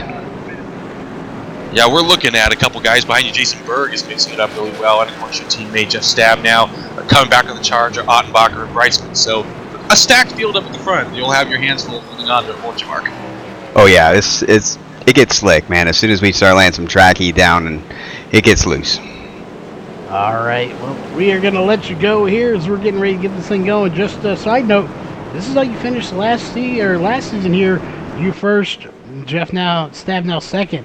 He may have something to say about this time, so good luck. Thanks, bud. All right, that was the 48 of Mark Walls. Again, I don't think Jeff Stabnow is going to want to settle for second after settling last year, knowing that we heard from Jeff that he is just so dominant at Texas. I'm going to tell you one thing, Charles, and you better remember this. Jeff does not settle. He does not settle for second. He gets given second and is unable to improve upon it because somebody outruns him or somebody moves him. He's a great driver in his own right, and if he has any say about it whatsoever, I do not put moving the 48 past him. Yeah, he very well could move him if it comes down to it. He won't wreck him. If it comes down to it. Final lap, final time. Definitely, he won't wreck him, but he will give him a nudge if need be. We've seen it before. These guys will need to nudge each other out of the way, but Jason Berg quickly going to take second place from Jeff Stabnow. So now Jeff Stabnow's got to try to make the move by. It makes me wonder, as quickly as Berg was able to get by Stabnow, if that outside lane is just not a very good spot right now. On old tires, I could definitely see that. On newer tires, I don't know. I'm not that familiar with Texas. I couldn't quite tell you, but on older tires, it definitely would not be the place you want to be. It definitely doesn't look like on new tires either, but again, something could have happened. Anything, will spun the tires. Anything could have happened to cause that. But right now, just to give a little bit of a recap of this race so far as we're past the halfway point. As of right now, we have 21 cars on the lead lap right now. Chris Walters, Casey Tillman, and Joshua Bill are 1 lap down. 2 laps down is Gerald Heffley. 9 laps is Daniel Masters, and 11 laps is Ray Fournier. 32 laps down is James Thurston, and of course Daryl Tidrick, Bruce Weaver, William Fletcher currently out of the race, as well as Frank Karras and Jason Bortles. And then you go back there, you have Charles Lahr, Scott Hutchinson, Doug Hunt, and Dan West Jr. that did not start the race here tonight. So very few drivers not starting the race. What always happens is somebody's not going to be able to put in the 2 or 3 hours to sit down and do this type of race. But I would, if I had the opportunity, just go into the lobby that opens 2 hours before the race. Just practice, have a good time, shoot the breeze, have some fun in the trucks. Because the lobby opens 2 hours before the race does, you get to just practice. If you want to be part of that, and you're part of the club, you're more than welcome to do that, even if you're not able to start the race. Yeah, and you talk to someone like Jeff Stabnow, Mark Walls, these guys, they'll encourage you. If you don't think you're quite fast enough to hang with these guys and you're in the Northwest Club, come to practice with them. They highly encourage it. If you want to try to get better, come practice with them. That's the best way. Come to the training sessions on Saturday night. These guys put on. It's definitely a good way. And Sean Brightsman, we're watching this still duking it out right now with Seth Frazier. He was, battling with the 12 of Jason Hunt, but he's Jason Hunt's kind of pulled away from this group. But still a good battle between the 46 and the 32 right now. Yeah, I went back to the pit stops and I looked because Sean Brightsman came in 3rd or 4th, He came out in 10th or 11th because he slid through his pit stall and had to back up, so he lost a bunch of spots. I believe Jason Hunt did a similar thing. They're both working their way back. Breitzman has already worked his way from, I think, like 30th back up to the front now, just like Stabnow has, and with as many laps to go as we have, he's still got plenty of time. No hurries there. Quick notice back at the very back at the top 10, there's a name I haven't seen in the top 10 yet. Quick shout out to the 88, Travis McKinney, trying to hold off Josh Cully for the 10th spot. Yeah, he's doing a fantastic job for being his first race. I don't think I've seen him here before. Then again, doesn't mean he hasn't been. So if he has, my apologies. But The Josh fields Coley, are getting big and they're getting good. Let's take a look here. Josh Coley started in third place. I'm losing my voice a little bit, but regardless, Josh Coley started third. He's in 11th. He's been as low as 33rd. And again, early in this race on lap 1, he did have that incident where he missed the gear there, went from second to first instead of third. But quite a recovery here to be at least in 11th. I expect to see him even further up. I do, and I just am watching this battle between Seth Frazier and Jason Hunt for, I believe, the 7th position. Breitzman got by, he's in 6th, but Frazier looked to the inside of the 12 car going into turn 2. I thought they were going to spin, managed to hold on to it, and they're all starting to catch John Ottenbacher who's in 5th. Are indeed, and if they catch him, this could be a really, really good battle between all of these guys.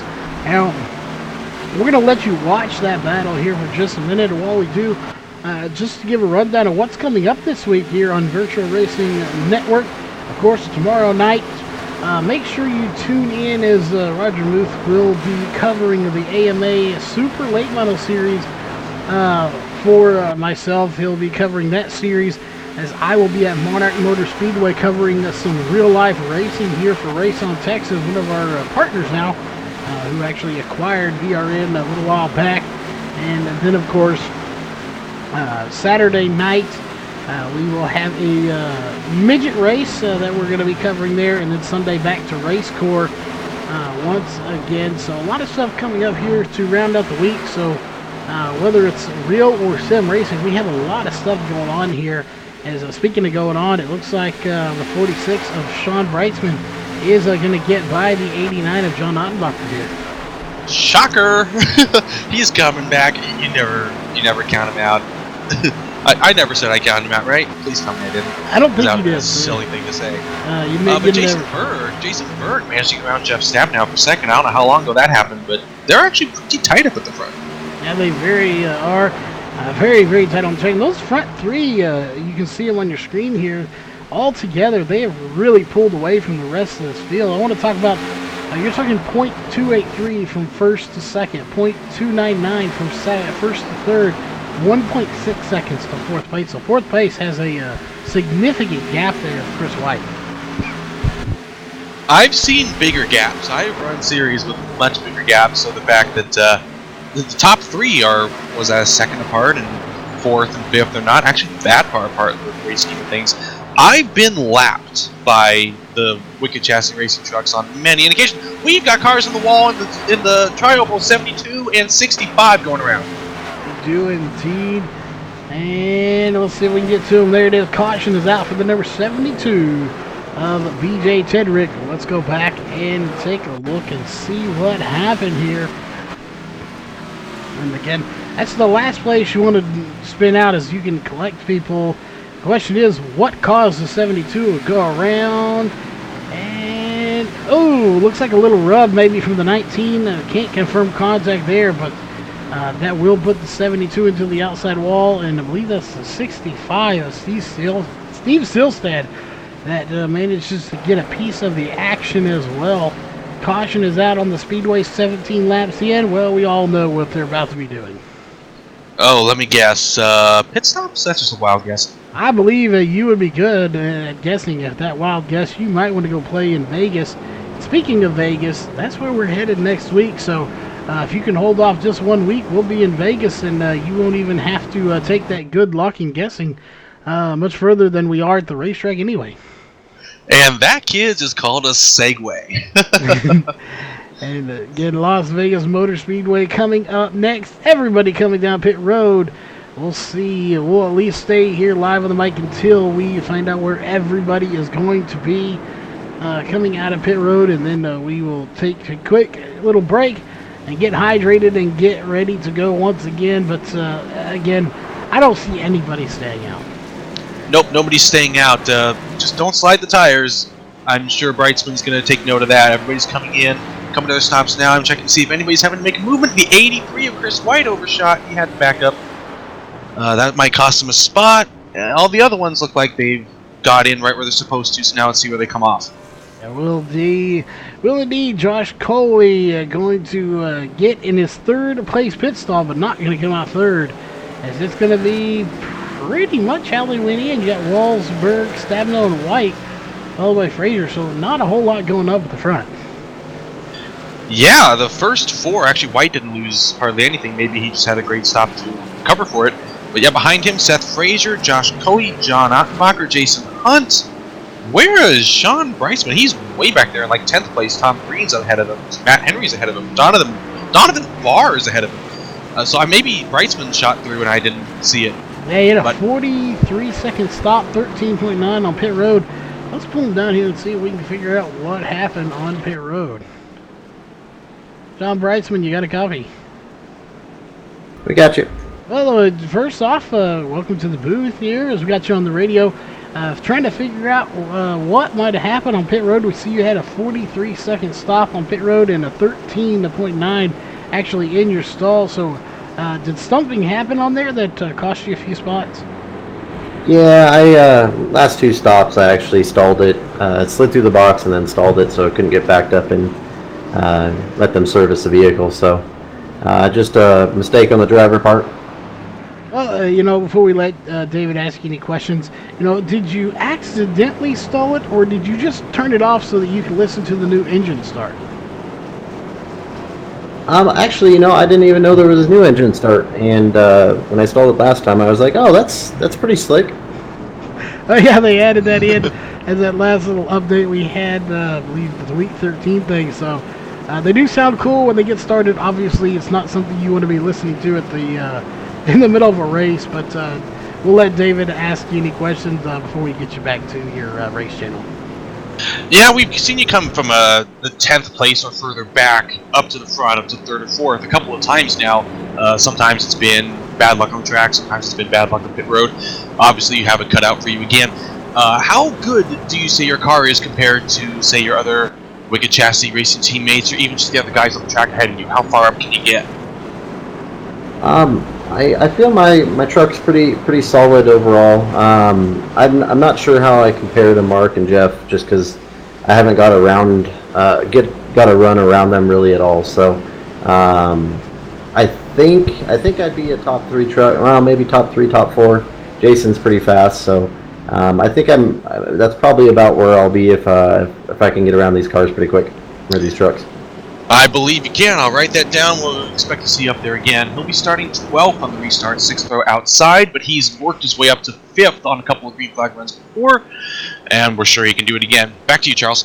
All right, Sean, we'll let you go as you're on the back stretch here getting ready to go, and hopefully with any luck, we'll be talking to you here at the end of this race. Thanks, guys. Have a good one. All right, getting him back to his radio communications so they can get this thing going. Again, if you're up at the front 4, maybe 6, restarts are big key here to try to get the best start possible. Being back further, I would say row 5, 6, 7, 8 back there. Not so much. You're kind of just at the mercy of everyone else in front of you, but those front 4 rows, or 2 rows, 4 cars, really dependent on getting the start here. Which the inside line does, and that is Mark Walls out to the front, and I believe it's Stab now in line behind him. Berg started 2nd. He's all the way back to 3rd. Seth Frazier riding that inside line, 5th spot up to 4th. Look out ahead of him. Jason Berg crosses Stab now over. He's looking to the inside and 3.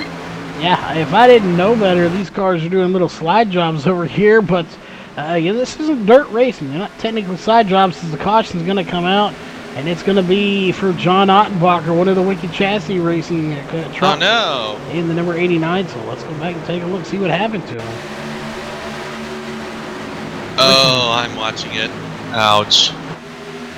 What happened here is we're going to go to the spotter camera. He's got the 12 behind him. The 12 gets right to his back bumper, and ooh, a little shot to the back bumper from Jason Allison. Or Jason Allison, wow. Jason Allison, that's a throwback. Yeah, that's not bad, Jason Allison. Jason Hunt, wow, well, there we go. It was a Jason. We thinking about the overlays here. We were talking to Jason Allison earlier, but Jason Hunt just ever so slightly getting to his back bumper. And we'll see. I don't think we're going to see any takers. That's kind of what I figured. We'd have some fakers, not takers. Yeah, no takers this time. Donovan Barr also got a little bit of damage. The 98 finished the 89 off the corner. Might be concerned about his grill. But yeah, the next car right behind them that had to jam on the brakes, get down on the apron to avoid it all. We just talked to him in the booth, Sean Brightsman. He's probably going to be further back on this restart because he had to get down the apron to avoid that. He definitely did.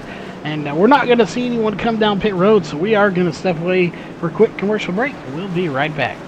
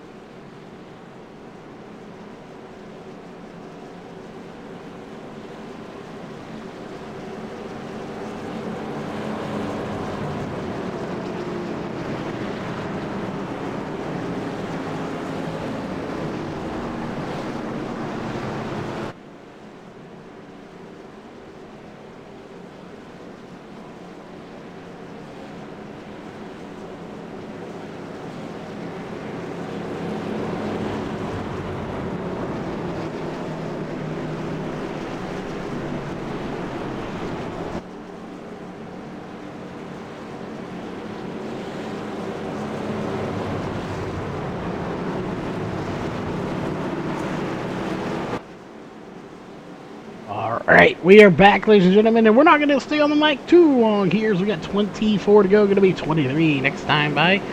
We are going to do is here as we are in the 20 laps to go mark. 24, going to be 23 again, in that 20-something range.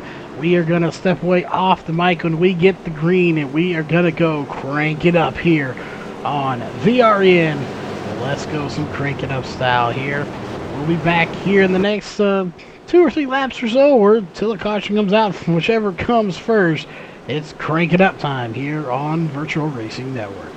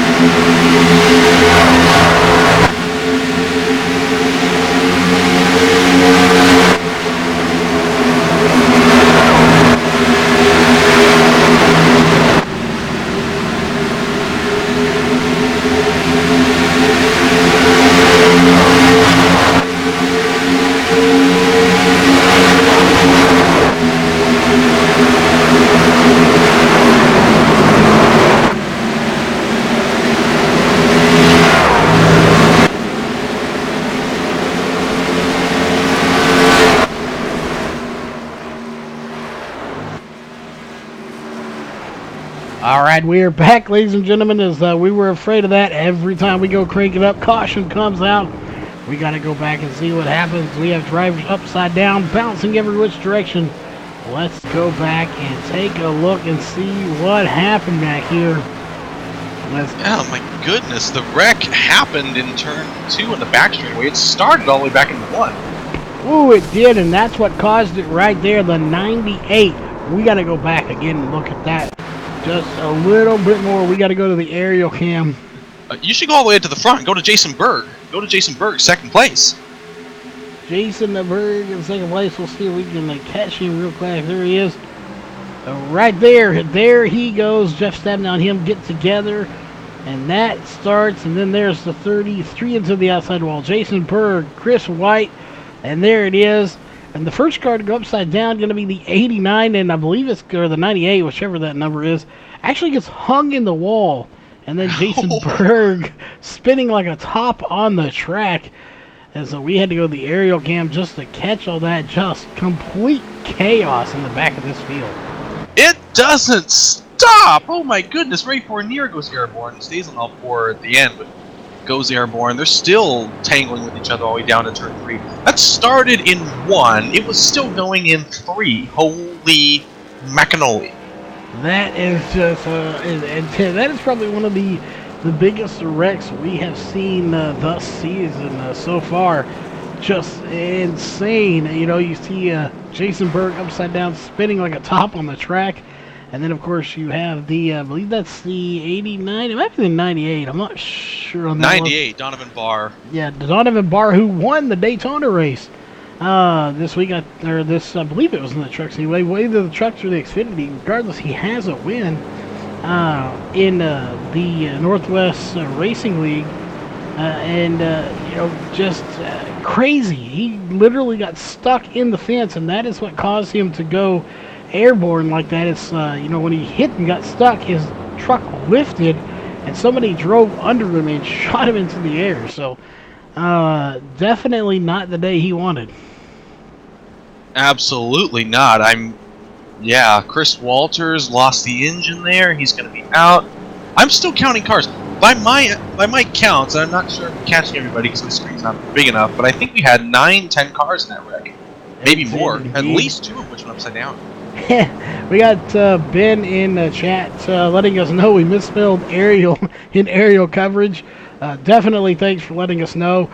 Note to self, anyone out there that's a broadcaster, you probably should not update your overlays at 2-3 in the morning when you are half asleep. That is not the best idea to do that. So definitely thanks for the shout out. We appreciate anything. If you see something we goofed earlier in the dirt race, we were supposed to have been doing the Schaefer's Oil Modified Touring Series, and we updated that one about 2 o'clock yesterday morning and put in there that it was the Modified. We took out the F and put an N in there, so or the D or whatever it was.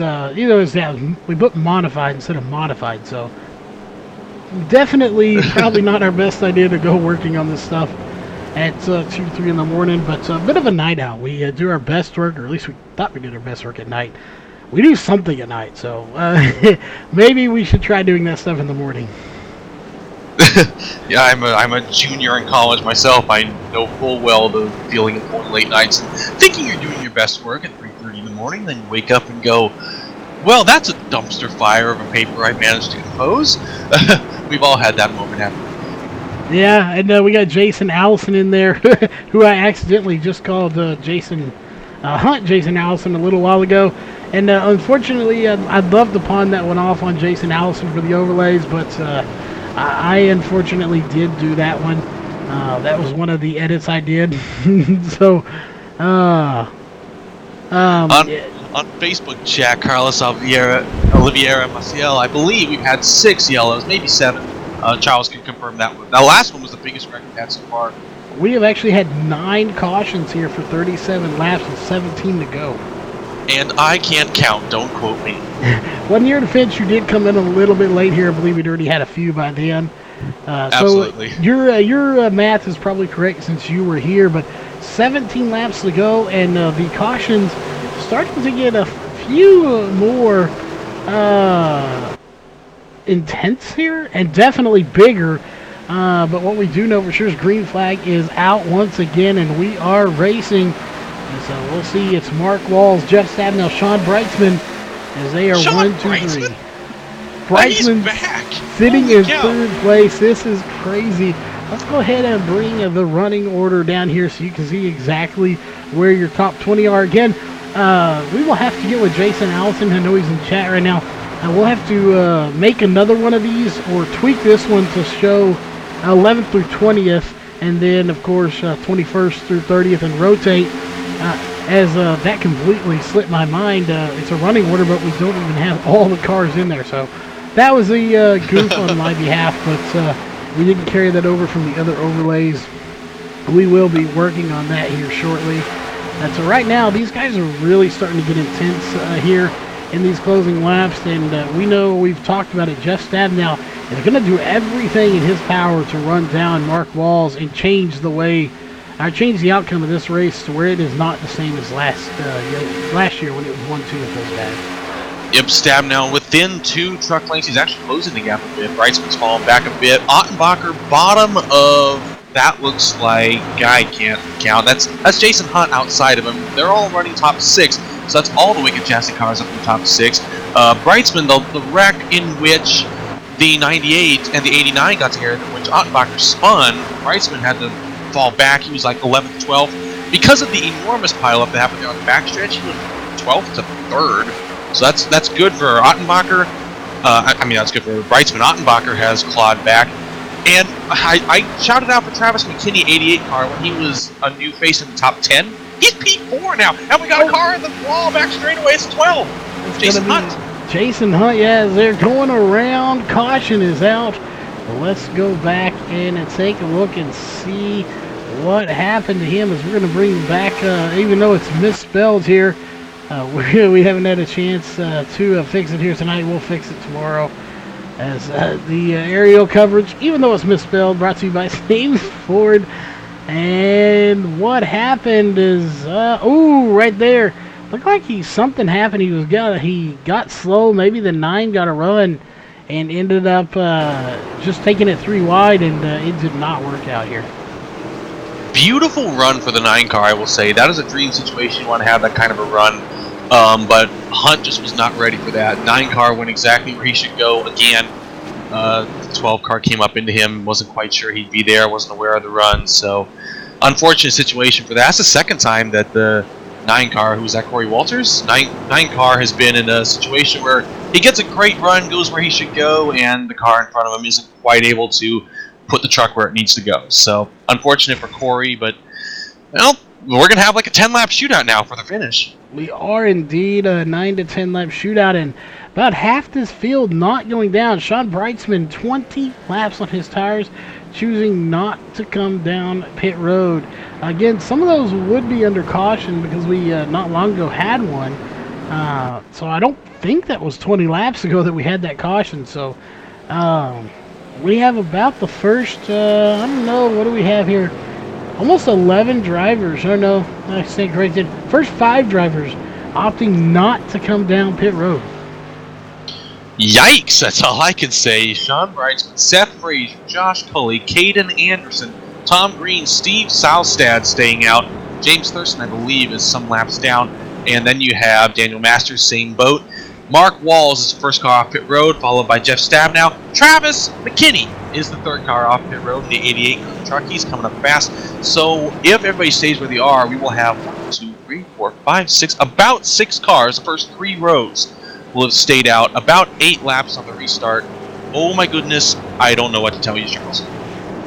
I think right now, I personally think, in my expert opinion, whether it means anything or not, I think that Sean Brightsman just made a winning decision,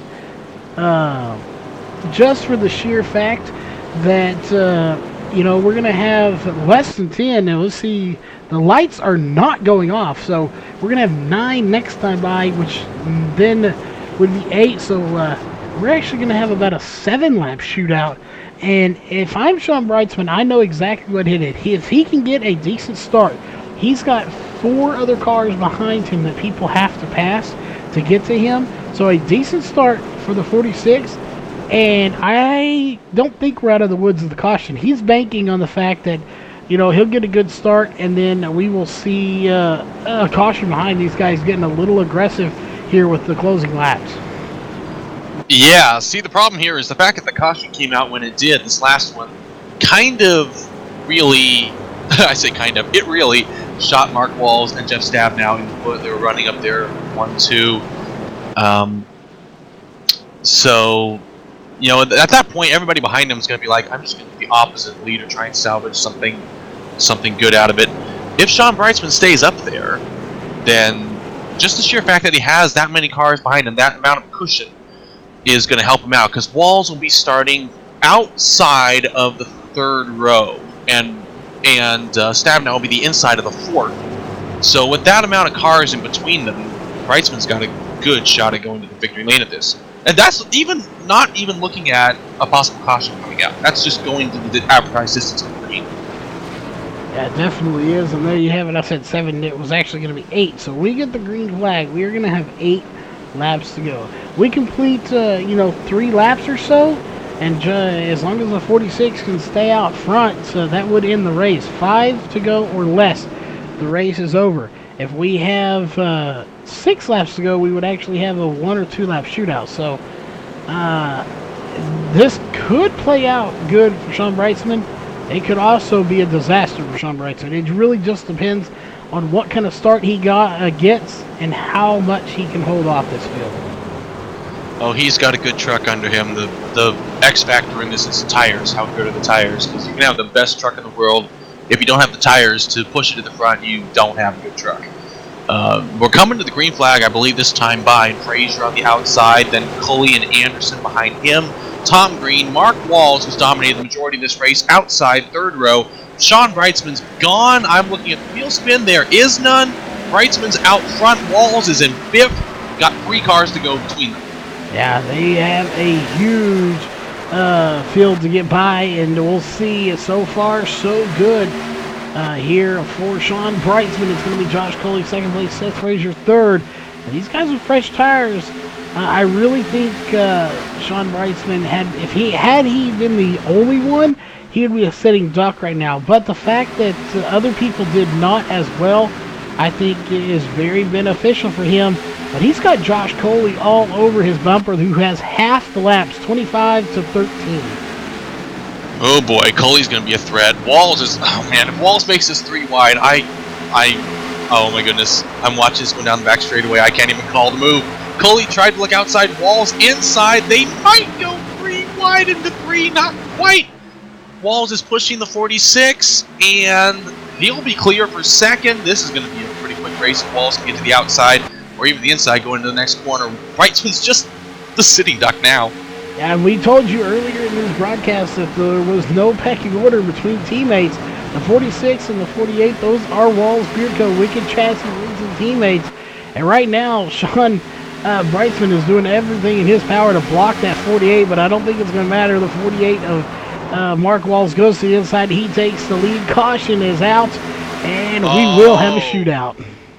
Oh my goodness, is that going to be like a 1-lap shootout to the finish? I believe so. It will be, as it's the 19 of Matt Henry that goes around. So let's take a look, see what happened there. Oh no. And I believe you're right. We're going to have a 1-lap shootout here. to end this race. Is right. Not sure what happens to the 19. We're about to find out. Oh, it happens just ahead of him. The 83, Chris White, 3 wide goes bad on the back straightaway. When just barely gets clipped in the back quarter panel, and that will send him around. Other people barely avoiding him, as he will have, somebody has a little damage up there. But we go back to live as we are under caution here once again. 5 to go right now. We will go racing again, so we are going to step away, get a quick little hydration break, and we will be right back.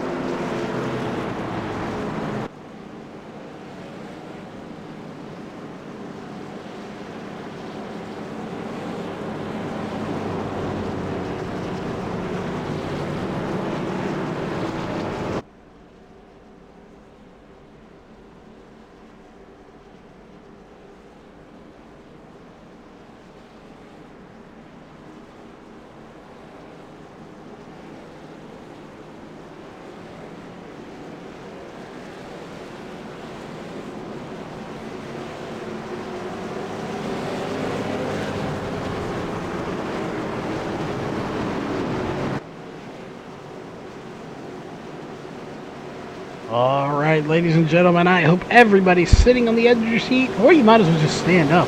That'd be even better, as we are going to have a one-lap shootout. It's going to be either a really good finish, or we are about to see chaos ensue. Sheet metal flying. Temper's going to be a little flared up, possibly. We really don't know. I'm just not sure how this is going to finish out. We have 29 laps on the tires for Sean Brightsman, 17 for Josh Scully, 9 for Travis McKinney, 17 for Jeff Stabnow. Just intense. I don't know how it's going to go. Yeah, Carlos Oliveira on the Facebook chat. Yes, amazing restart by the 48, helped by the fact that the one car had to serve a penalty, pulled in, and then everybody just got the heck out of the 48's way. And now there's nobody in the 48's way on the restart. There they go. White flag and green flag in the air. Is indeed one lap to go, presented by Northwest Racing Series themselves, As Mark Walls, no surprise, he gets a good stunt side by side for second, though. Josh Coley, Sean Brightsman. This could get a little ugly here. We don't know how it's going to go. They almost make contact. Josh Coley, though, jumping to second place over Sean Brightsman. There's three wide. Three wide! There goes, I believe that's McKinney on the outside. 3 wide. Is he going to try and make it out there? No! Oh boy, Walls wins. Brightsman second, Coley's third, McKinney's fourth, and Stab now is fifth. I thought they were 3 wide at the line for a moment there. I was beginning to think we were going to see a 3 wide finish for the second and third place. What a battle for these guys all night long. They put up one heck of a finish here with a 1-lap shootout, and we got a really good finish. It wasn't sheet metal flying. I don't think you can ask for much more than that. Just before we go round up our top 3 drivers here to talk to those just outstanding drivers and how they did here tonight, we're going to go ahead and I'm going to run through our unofficial race results. Getting the win here tonight is going to be the 48 of Mark Wall. Second place will be the 46 of Sean Brightsman. Third place will be the 33 of Josh Coley. Fourth place will be the 88 of Travis McKinney. And what a run here for the rookie tonight. Fifth place will be the 24 Jeff Stabnow. Sixth place will be the 32 of Seth Frazier. Seventh place will be the 92 of Casey Tillman. And eighth place will be the 89 of John Ottenbacher. Ninth place will go to the 58. Oh, it was really a huge wreck on the back stretch after the race.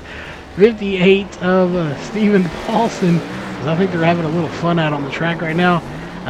We've had demolition derbies after these races before. Yes, they do them quite often. 10th place will be the 95 of Josh Cushman. 11th place will be the 77 of Tom Green. 12th place will be the 1 of Caden Anderson. 13th will be the 62 of Gerald Heffley. 14th to 12 of Jason Hunt. 15th to 19 of Matt Henry. And 16th will go to the 65 of Steve Silstad. 17th will go to the 17 of Bill Ross Jr. 18th, 83 of Chris White. Then 19th will be the 7 of Joshua Bill. And 20th will go to the 03 of Daniel Masters. 21st will go to the 9 of Corey Walters. 22nd, the 8 of Gary Nichols. 23rd will go to the 21 of Jason Berg. And 24th will go to the 36 of Chris Walters. 25th will go to the 98 of Donovan Barr. 22nd, the 26 of Ray Fournier. The 27th spot will go to the 72 of BJ Tidrick. And 28th will go to the 2 of James Thurston. The 29th will go to the 45 of Daryl Tidrick. 30th will go to the 40 of Bruce Weaver. 31st will go to the 28 of William Fletcher. 32nd, the 11 of Frank Harris. 33rd will go to the 39 of Jason Bortles. 34th will go to the 986 of Charles Lahr. 35th will go to the 55 of Dan West Jr. 36th will go to the 91 of Scott Hutchinson. And the 37th, rounding out the field here tonight, will go to the 49 of Doug Hunt. That, of course, will do it for your unofficial race results. We will be right back here in just a moment as we're going to grab our top 3 drivers here and take a chat with them, see what they thought of tonight's race.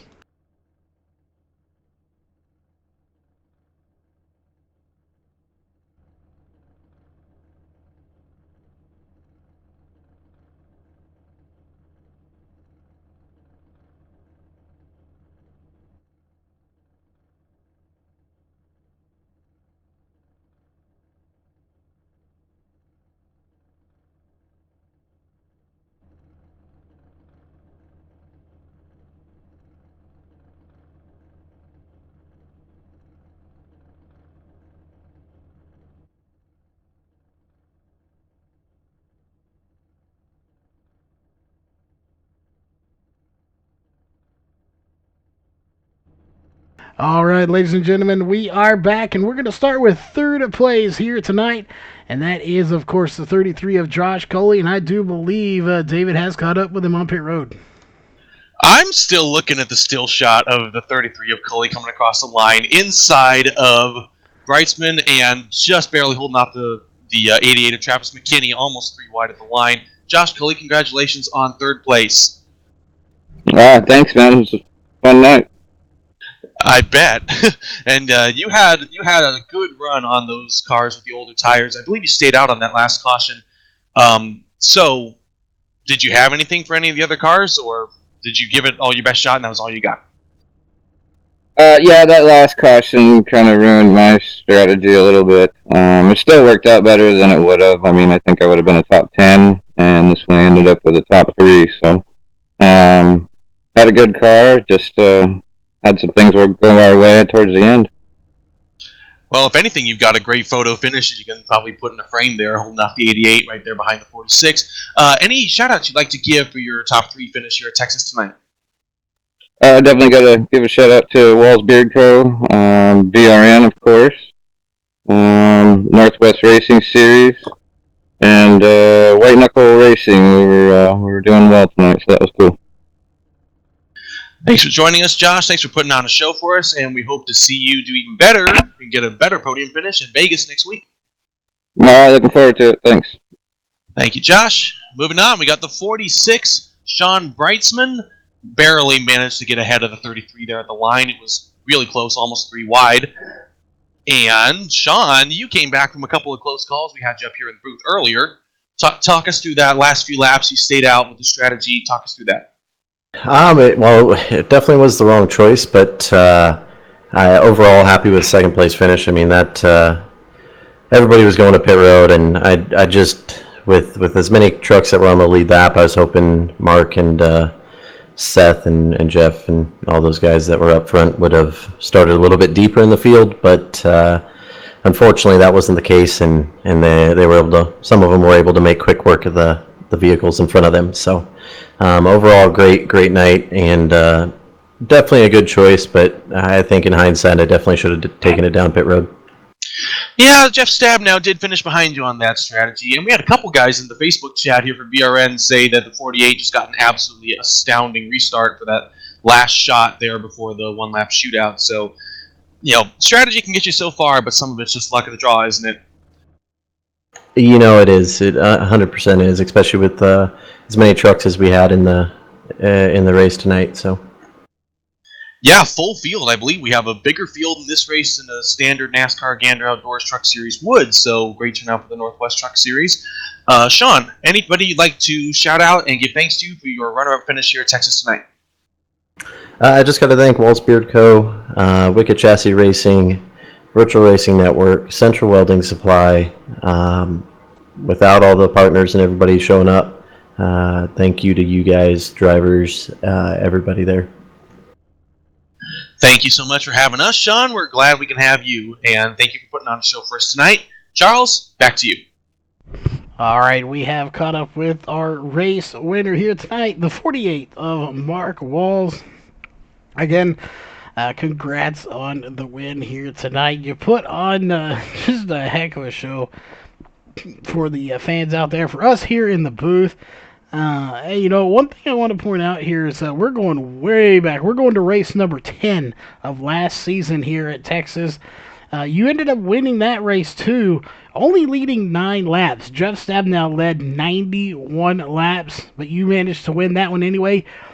This time around, you did win. You led 107 laps to lead the most laps and get the win. So a little bit different of how it played out, but the result is the same. You've got the win, and how does it feel to be sitting back in victory lane here again at Texas? Oh man, at Texas, this is unbelievable. This is my favorite track to come to on iRacing side of oval tracks. I enjoy this track. I got to race with a couple cool people on the server at this track. Dale Jr. was one of them. That was a pretty cool race to race with him at Texas. So I've always kind of had an itch for Texas, and just to keep the sweep alive, it is tough to do with the field we have. It definitely is very tough to do. It's a tough track. It eats tires alive. It pretty much eats your tires for breakfast, and then we'll spit them back out you later on at lunch if you're not careful. So, you have to be very careful here in order to get the win and put it in victory lane. You did it here tonight. Again, not much to say, but just an outstanding run. Again, dominated 107 of the 134 laps. You get to regroup here and move on to Las Vegas. So what are your thoughts on Las Vegas? And obviously you're going for the win, and what do you think your shots are there at Las Vegas? Yeah, we're going for the win every week. I think our shots are pretty good. We usually unload somewhat decent at Vegas. I've given a couple away there, so I kind of want to put that to rest at this track. So we're going to work hard. We're following the Road to Pro side of things, so we're going to carry this momentum into next week, and we're definitely making a shot for the Road to Pro series. So looking forward to what we ran tonight, transferring that over, and then taking it to Vegas next week. Well, if anything resembles Las Vegas from last season, 125 laps, you qualified pole and won the race. So if you look to repeat that, we'll be seeing you in Victory Lane again next week. But we know you got some shout-outs and sponsors you want to give. So who'd those be for putting you in Victory Lane here tonight? Of course, yeah. We always got to thank Wells Beard Co. That number 48 Chevy Silverado was just on rails. Unbelievable. I got to thank the teammates over at Wicked Chassis. I think it just shows we had a stellar performance. I think all trucks inside the top 10, so very nice to see that, especially at a track like this. It was real cool to watch Sean take that on the outside there to finish second. Big shout out to him for having a nice rebound. Same with Jeff. I know he had some issues and came back through the field, so got to thank those guys. Without teammates around, we wouldn't be able to run the equipment we do. We got to thank VRN for putting on these awesome broadcasts for us, so we get to go back and watch. Not a lot of people can say, hey, we get to broadcast the hobby we do and go back and watch it with your family. So appreciate all the work you do, Charles, and look forward to next week. Definitely, we are looking forward to it as well. That being said, we are just about done. We have one more piece of business, though, and that is to thank all the sponsors here for tonight's race. And all those are Walls of Beard Co. Beard Balm. Make sure you check them out at wallsbeardco.com for all your beard product needs, all natural and organic stuff. If you have a beard, you need to check them out. So head on over to wallsbeardco.com. And there you have it. On the broadcast side of things, of course, we'd like to thank the following partners here for 2019. And those will be Northwest Racing Series, Walls Beard Co. again, RaceOnTexas.com, Sim Speed Shop, Hanover Wrecker Service, On the Edge Motorsports, Huffman Designs, and Racecore. On behalf of myself here, Charles, and of course David in the booth with us here tonight, and of course all the staff at VRN and the Northwest Racing Series, we hope you have a great rest of your night, and we will see you next Thursday night with some more dirt track racing early and some late night asphalt racing from Las Vegas.